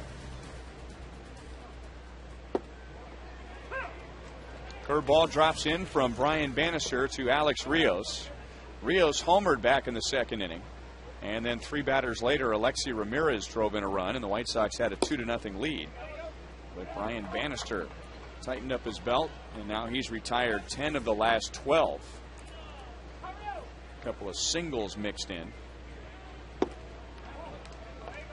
And now working very fast, 2 balls, 1 strike. Alex Rios, Mark Kotze, and A.J. Pierzynski are the scheduled hitters. 2 balls, 2 strikes. We were talking about Floyd Bannister, who is the answer to our trivia question today, Brian's father. It's interesting, Floyd was a power pitcher who was a lefty, and Brian is a control pitcher, and he is right-handed.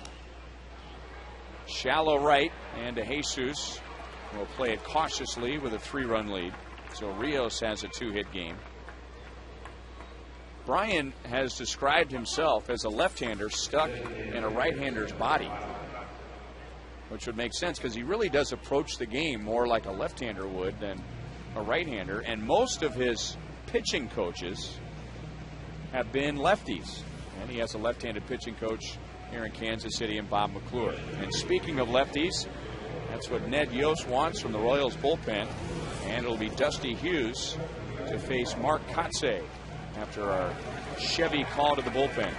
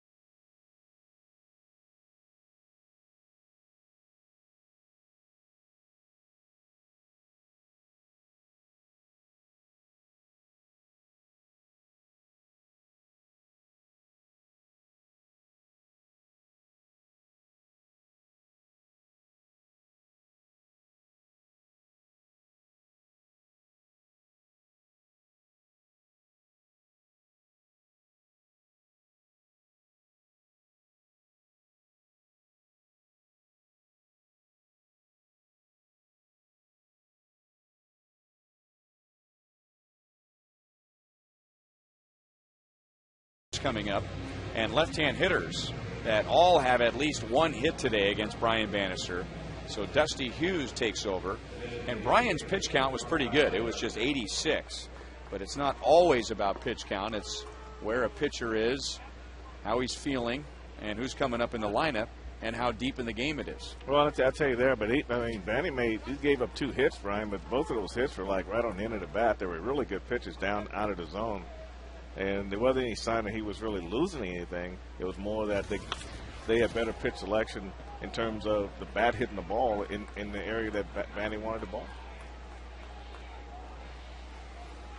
Now KCA, a left-hand batter, followed by A.J. Pierzynski, a left-hand batter. Then Alexi Ramirez, a right-hand batter, followed by Mark Teahan, a left-hand batter. So a perfect situation, you would think, for Dusty Hughes. He's 1 ball, 1 strike on KCA.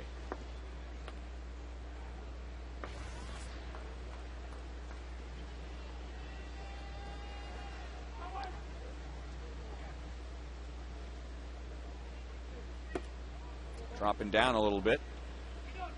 Well, this has been the dreaded 7th inning for the Royals this year.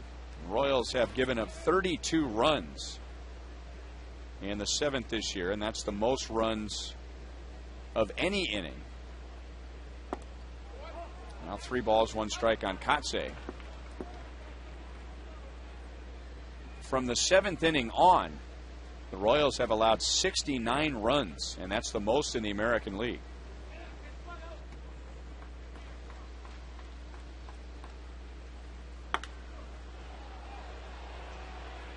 That'll be out of play.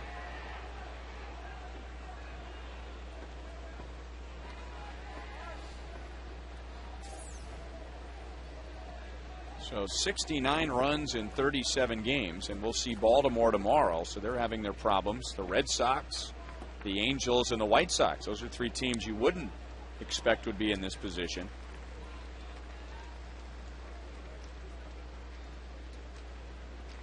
And almost half of those runs for the Royals coming in this inning, the 7th. And now a walk.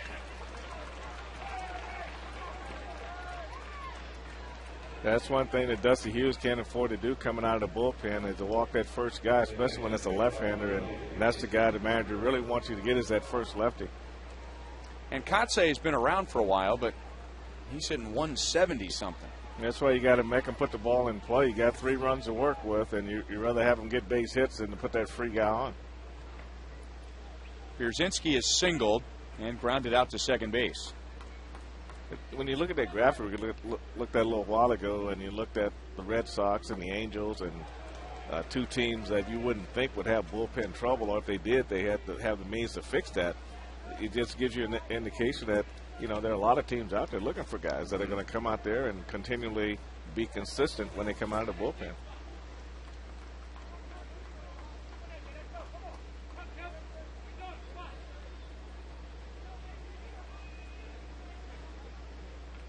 Pierzynski has only walked 6 times this year. So he's swinging, and he chased one out of the strike zone first time up. Now into center field. Rios back to tag. Meyer makes the catch, and Rios on his way to third, and the throw is cut off. So first and third and 1 out. And it also goes to show, Frank, that, you know, and you can understand where the fans are coming from after the Royals lost so many games early in the year because of their inability to pitch in the 7th and the 8th inning, to go out and find someone else. Well, there are many, many other teams that are looking for that same guy. And if there is a tree that grows middle relievers, that fruit has long been picked. It's long been picked, and you're talking about teams that have more resources than the Royals to go out and try to find these guys. And you think that the pressure would be in the closing role, but this year the pressure's been in what we consider middle relief, you know, 6, 7, and possibly 8.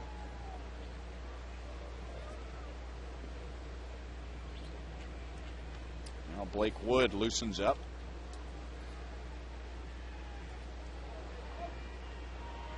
Lexi Ramirez 1 for 2 with an RBI single. And he gets that one into left field. So it's a 5-3 game. That run will be charged to Brian Bannister.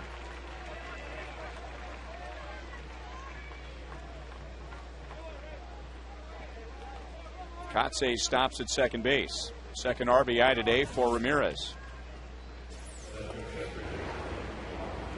When you try to pitch Ramirez away, you really got to get it away. He has a lot of reach, and he has a strong ability to pull a ball, and he pulls his ball in the left field, and not. So with him, Ryan, I don't know. You got to just get the ball down and away for him to miss his back, because he got a lot of plate coverage. Kind of reminds you of Soriano, you know, when he hits. Martin has walked, and then he singled in the 5th inning, his first hit of the series.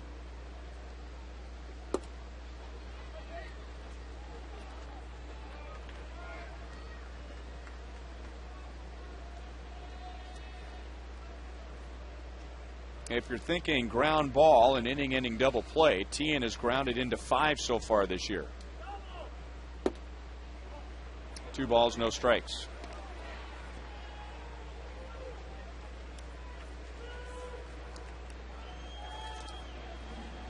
And Bob McClure, making sure this doesn't go too far, is going to go out and talk to Dusty Hughes, who came on and walked Mark KCA.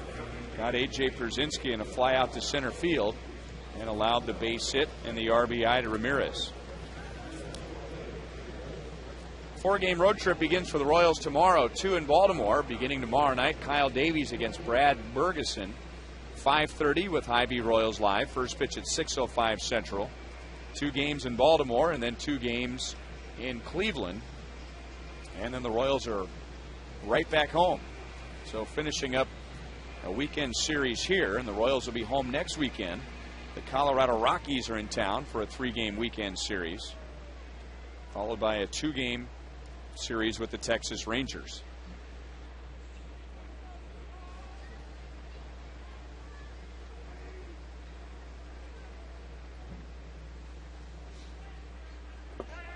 Not even close. 3-0.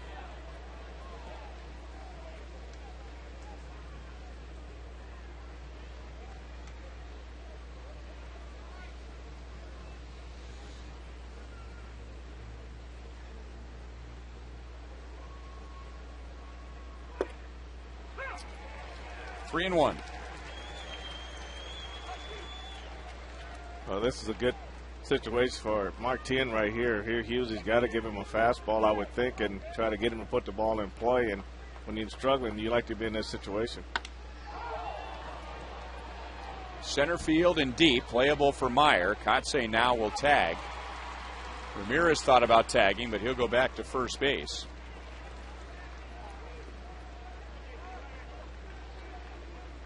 So 2 down for Juan Pierre.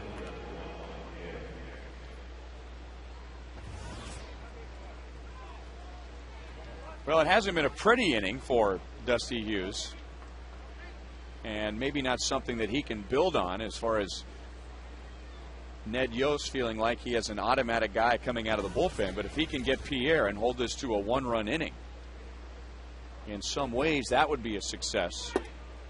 This all began with a leadoff single against Brian Bannister.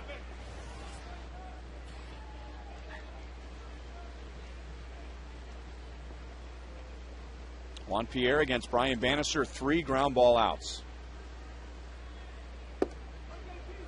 1 ball, 1 strike. I think this is when you find out when you face lefties on lefties. This is when you find out whether or not your lefty has the ability to get lefties out. You know, do you have a pitch that you can throw first pitch strike? Preferably, you'd like to see him come out of the pen and be able to throw a first pitch breaking ball over. Fastball at 93. So Pierre is down in the count 1-2. And that's a little harder than he normally throws. 93, usually in the 88, 89 range, sometimes 90.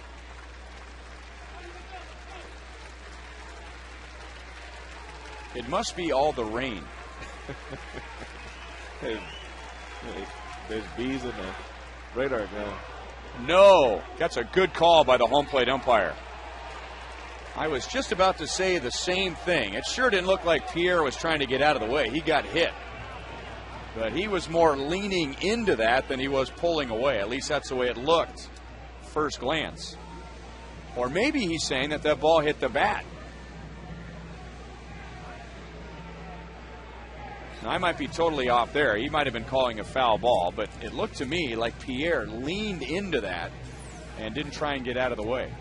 Well, this is a four-seamer right down on the inside corner, and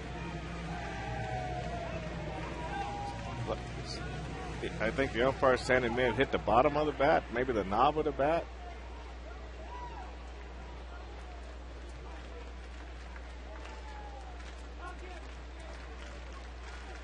Yeah, he was hitting his hand, so the call was it was a foul ball off the knob of the bat.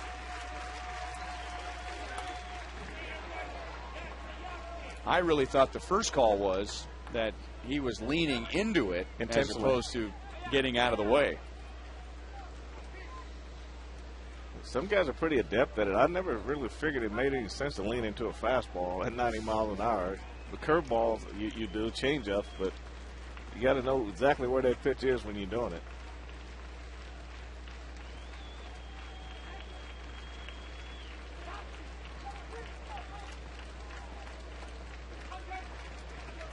KCA at third base, Ramirez at first. And Hughes gets out of it. So he walks the first hitter but strikes out the last hitter that he faces.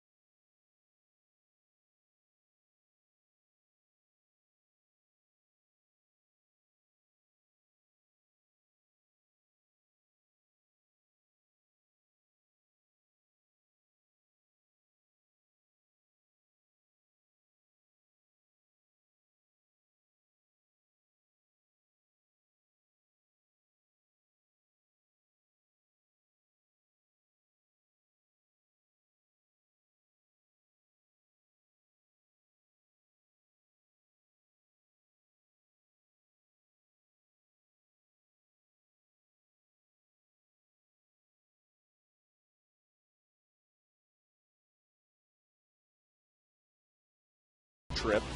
Seattle and Tampa Bay are tied in the 8th inning. Tampa Bay with the most wins in the major leagues at 25.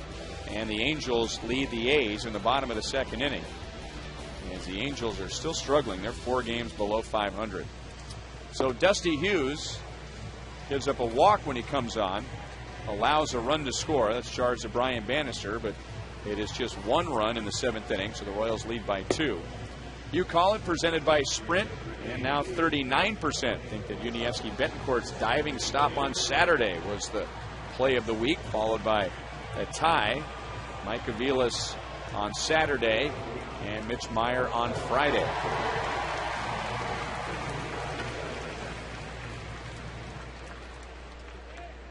So Randy Williams takes over for Gavin Floyd. So the best that Floyd can hope for now is a no decision. Posednik running up and swinging. And Ramirez calls up Mark Teahan. And that is a foul ball catch. So Posednik is 0 for 4. Well, Ramirez covered a lot of ground on that pop-up. That wasn't a high pop-up. He went a long way to get that ball. You would think Mark Teahan would probably be the one catching that one, but he really, look how far he had to come. Foul territory. And we could hear him up here calling off Teahan.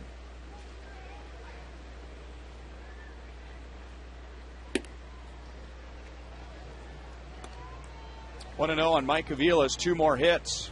And his first hit really got the Royals going in the 4th inning. A pop-up into shallow left center field that should have been caught.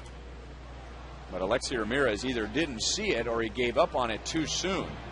And Aviles thought he was out. He was upset with himself as he was running up the first base side, but it dropped for a single. The Royals then, with 3 more hits after that, scored 3 in the 4th, 2 more in the 5th.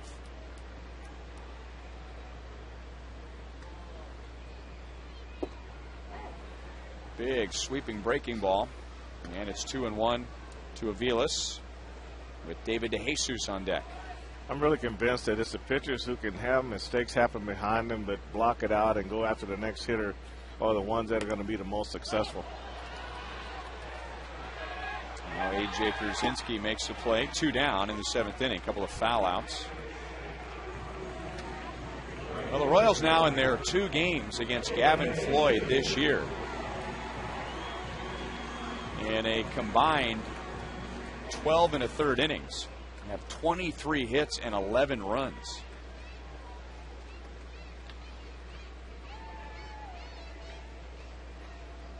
David DeJesus has scored twice today. He's 1 for 3.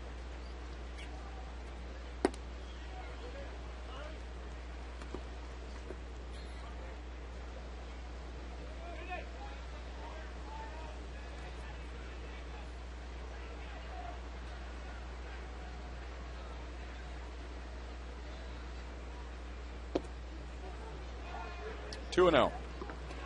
Randy Williams is really a journeyman. He was a Cubs draft pick in '97, released in '01. Then he played in an independent league in 2002, and then got back into organized ball with the Seattle Mariners. Played in 6 games in '04, put on waivers, claimed by the Rockies.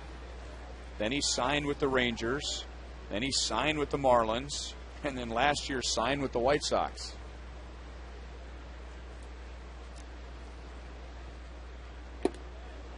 2 balls, 2 strikes. You know, being a lefty and throwing above average fastball 91, 92 miles an hour, that'll get you a look all the time. I think the one thing that makes guys like that stick with teams is their ability to throw strikes and get lefties out.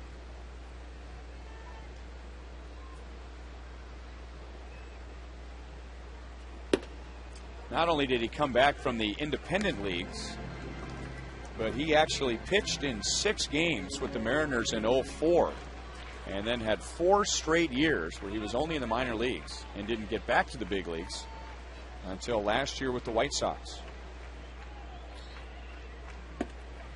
And he walks to Jesus.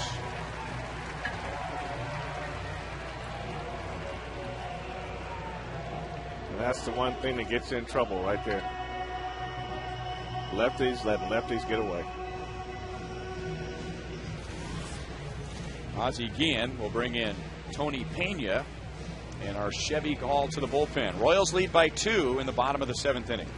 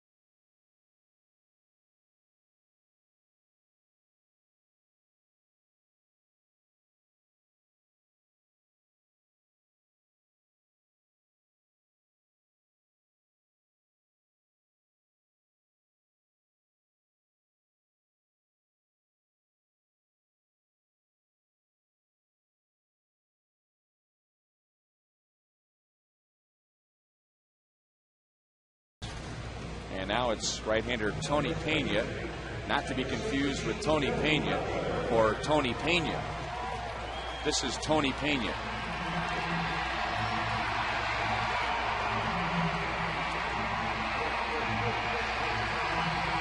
We'll get Billy Butler. 2 hits and a walk for Billy today. And he has driven in his 22nd run of the year.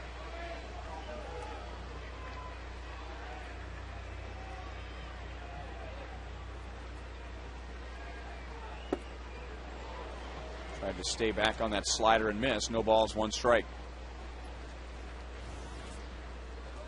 See, that's what I like. I like to see those guys come out of the bullpen. They can throw that first pitch breaking ball over for a strike. And all the hitters are geared for that first pitch fastball. And if you can do that, then you'll have a lot more success coming out of the pen. 1-1.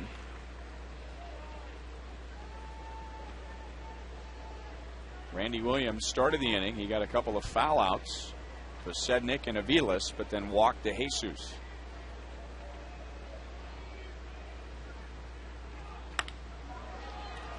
To Ramirez at short. They get the force at second base. And that's it for the Royals in the 7th inning. 5-3 KC at the end of 7.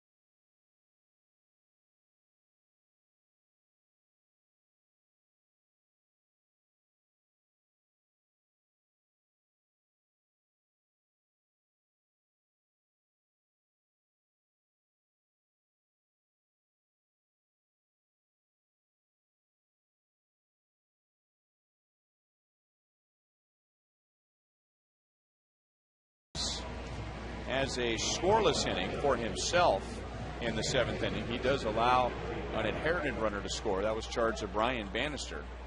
And now Blake Wood making his 3rd major league appearance. He has pitched 3 innings so far and has given up only 1 hit. 1 walk, 1 strikeout. 2, 3, and 4 hitters coming up. And a fastball at 96 with some late movement is in for a strike.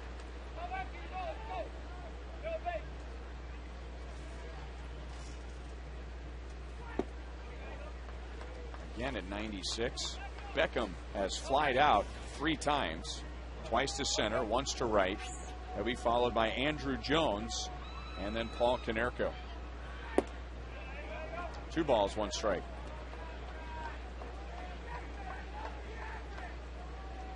So this is the first, as they say, high leverage situation.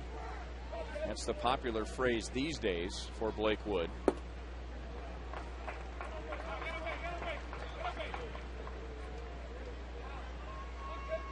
He has not been named the Royals setup man, but this is the setup role here. 2-run game, 8th inning. Trying to hold it for Joakim Soria. 3 balls, 2 strikes on Beckham. Well, he's got the stuff, Ryan. I mean, it's not a question of arm. It's not a question of movement. He's got both of those. It's just a matter of just settling down and getting in the strike zone and inducing ground balls in the 8th inning to get to the 9th. Made a good pitch there into Jesus. Waiting near the right field line, 1 away. Joel Goldberg. Well, you know, Blake Wood, guys, made his major league debut on Wednesday, and with the Royals being out west, he literally got here at game time, just in time to throw his uniform on, head out to the bullpen. There was a rain delay, and then suddenly he found himself in the game getting the call. He said he didn't have enough time to think about it to get nervous, although he did say that facing guys or seeing guys like Grady Sizemore was very cool, and he used to collect Omar Vizquel baseball cards, but then he said, wait a minute, I'm out here to get outs, not to be starstruck, so he's got to take care of business now. Hit hard by Andrew Jones. A little bit of topspin on that ball, so it comes down to Scott Posednik, and he has the first 2 outs in the 8th inning. Well, it seems like a lot of pressure to put on a young guy, but if you remember in spring training, he was pitching so well, and the Royals' 7th and 8th inning roles were not defined at all, that he nearly made the club for that role. It wasn't until Roman Colon had really just taken that position by the way he pitched in the spring games, consistent all spring, and then Blake Wood started to tail off a bit at the end, and the Royals realized that the best thing for him would be to start at AAA.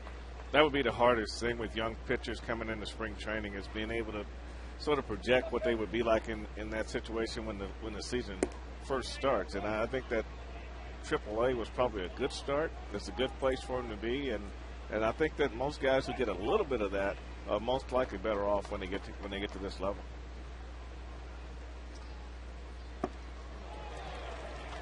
Made Konerko look bad. 1 ball, 2 strikes. Well, this is a non-hittable pitch. There's just no way you're going to hit this with anything. I mean, this is just a hard slider, down and away. He's been throwing that 96-mile-an-hour fastball, and Konerko not swinging the bat well. Is probably thinking fastball, trying to cheat, get out ahead of it. Cranked it up to 97, and the count is 2-2. And that one had a little late movement, moving back toward the outside corner.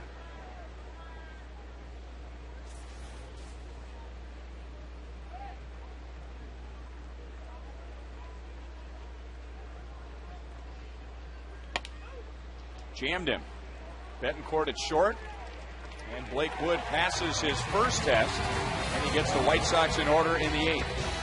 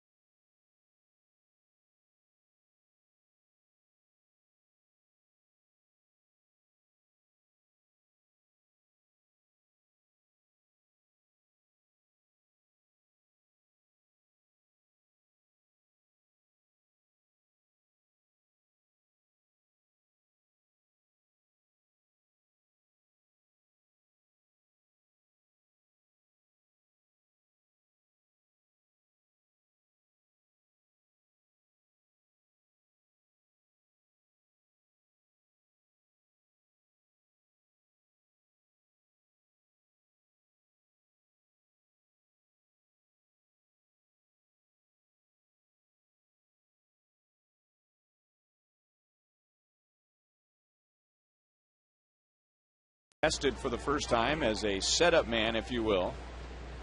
And now everything in order for Joaquim Soria in the top of the ninth. Jose Guillen, Alberto Callaspo, and Mitch Meyer in the bottom of the eighth against Tony Pena. Jose, 2 singles and 3 RBIs. The Royals have 10 hits and 10 singles. So they're throwing a little Roberta Flack on the White Sox today. Killing them softly with singles. Whoa. How about that? That was a good one. But you're right. I think the hard hit ball was the Caspo by Canerco. He made a great play on it.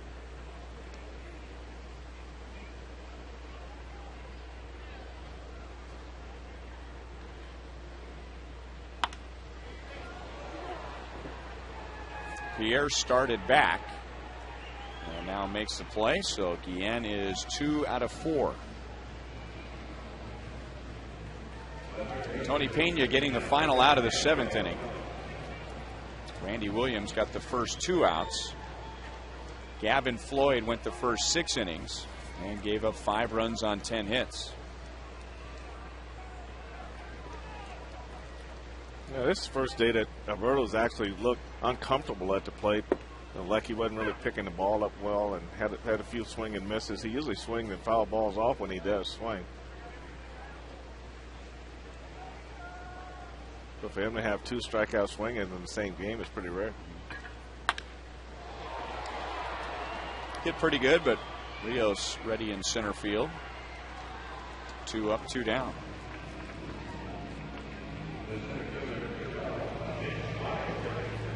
Replay returns with an all-new season. 2 high school hockey teams from 1999 reunite 11 years later in Hockeytown. Follow the journey of Catholic Central versus Trenton. Replaytheseries.com.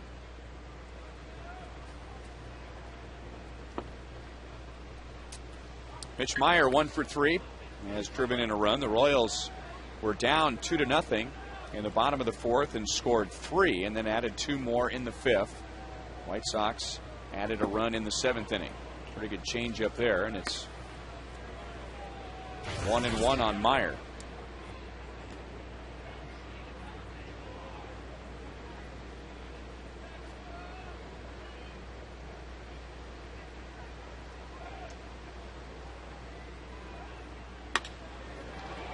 Again in the air.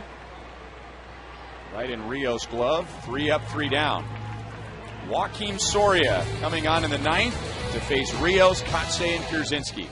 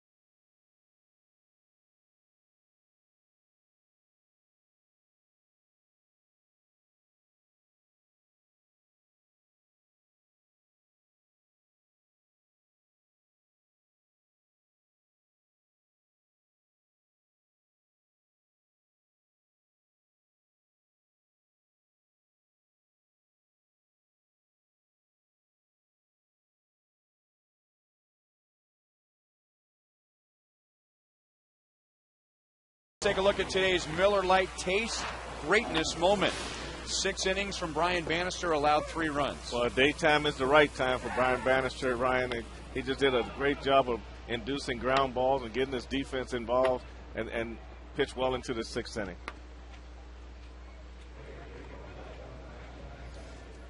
Hoping to win his 2nd game of the year. Brian Bannister has not won since April the 25th against Minnesota. Ball 1 to Alex Rios. 2 hits, including a home run. 2 runs scored. 1-1 from Joaquin Soria. 8 saves, 2 blown saves. He has given up 4 home runs this year, and he gave up 5 all of last year. Got some life on his fastball today. It's 1-2.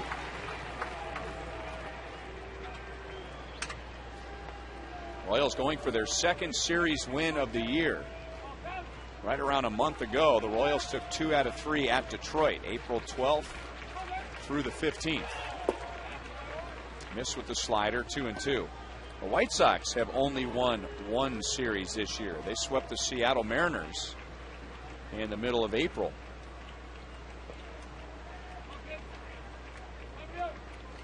So this is one of the rare nights where things have just sort of worked out for the Royals bullpen. Hughes comes in, Wood follows him, and now Soria's don't have to worry. You don't have to worry about getting 3 outs rather than 4 outs. And Ned Yost saying yesterday that Joaquin Soria, unless there's a special circumstance, will be a 3-out closer. And that, as it should be. I mean, when you've got to keep bringing your closer in to get 4 outs and 5 outs and sometimes 6 outs, that's a good sign that you're in big trouble. Rios has his 3rd hit of the game. So that brings the tying run to the plate.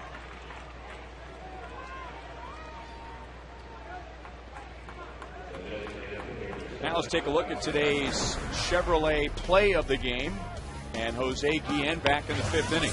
Well, Jose gets a single up the middle. This is a big single up the middle with the bases loaded, Ryan, to drive in 2 runs and put the Royals ahead. That's also his 3rd. He had 3 RBIs on the day, and that's a big day for Jose, especially after being hit on the hand last night. You're surprised he's even in the lineup. And those runs are big now. White Sox getting a run in the 7th inning. And now Rios at first, nobody out.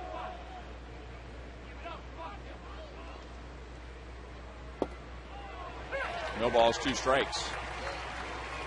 Well, Joaquin's pinpoint control is there, Ryan. It's about right now, I think it's just a matter about closing the hitter down. He's getting ahead, but just finding that one pitch that he needs to get the hitter out with right now. KCA is not reacting to the fastball. So Joaquin stays with it, and he just missed down and away. Well, he's definitely right on the glove. He's right on Kendall's glove. It's not bad to sit off the plate a couple baseballs and see if he can get it from the umpire, because you know he can go closer to the corner when he has to. And he goes with the rainbow on 1 ball, 2 strikes, and KCA is out in front. That is such a difference in speed there, and that is a faster Soria curveball. We've seen it 65 to 67, so he's anywhere from his range 65 to 94. Well, I think with Joaquin, it's just going to just boil down to work. He just needs consistent work to stay sharp. Now a changeup out at second base. Double play.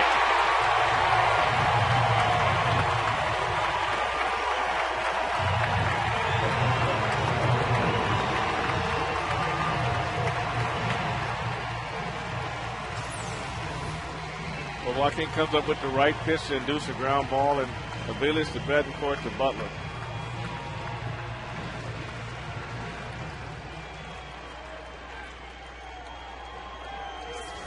That means the tying run goes back to the on-deck circle now. And now it's A.J. Pierzynski. Singled back in the 2nd inning. He is 1 out of 3 today. 93 in for a strike. The White Sox, in winning yesterday, were 4 for 7 with runners in scoring position. Today, 2 for 7. They do have 8 hits today, 3 runs. Off the fist, into right field. De Jesus is there, and the Royals take the series.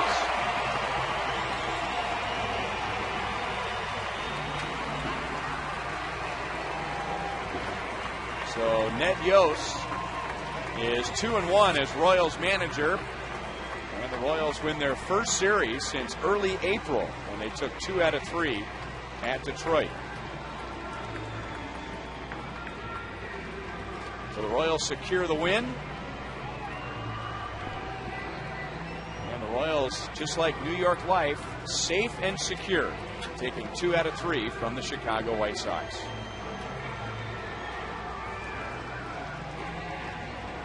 So Joakim Soria saves his 9th. Brian Bannister wins his 2nd. And on offense, it was Jose Guillen driving in 3 runs. So after a disappointing beginning to the homestand, which resulted in the Royals having their manager fired, in the end, it's an even homestand for the Royals at 3-3 against the Indians and now the White Sox. Gavin Floyd takes the loss for Chicago. He is 1-4. And now against the Royals, Gavin Floyd in his last 7 starts is 0-6. 5-3, Royals win it. Let's go down to the field, and here's Joel Goldberg. All right, Ryan, thank you very much. As we are joined right now by Billy Butler, he's going to congratulate the bullpen as they walk off. Come on over here, Billy. Big win for you guys. First series win in a little bit over a month. Tell me about getting to Gavin Floyd the second time through. We just played good today. Banning threw the ball great, and, we just got some timely hitting, and we held the lead. It's obviously been an interesting week with the managerial change. What's it been like the last few days under Ned Yost? I just felt like we played good. When the manager gets let go, it's you take it on yourself as a player that you have some fault in that. So we're just trying to turn this thing around and win some ball games. You have a new voice in there. Does it feel like maybe a new opportunity? I know that Ned has said that his wife's clean for everybody. What's the feel been like in the clubhouse? I don't think anything changes. We come into this season trying to win ball games, and that's what we're still trying to do. Get up there in the American League Central and make some noise. All right, how about this series against Chicago? Very close to maybe even pulling off a sweep, but offensively, defensively, pitching-wise as well. It's just one of those things. We pitched good, we played good, and we did everything today. All right, nice job there, Billy. Thank you. All right, that is Billy Butler. Fans enjoying it as he and the Royals, Ryan, getting set to head out to Baltimore. And heading to Baltimore feeling good after taking 2 out of 3, winning today.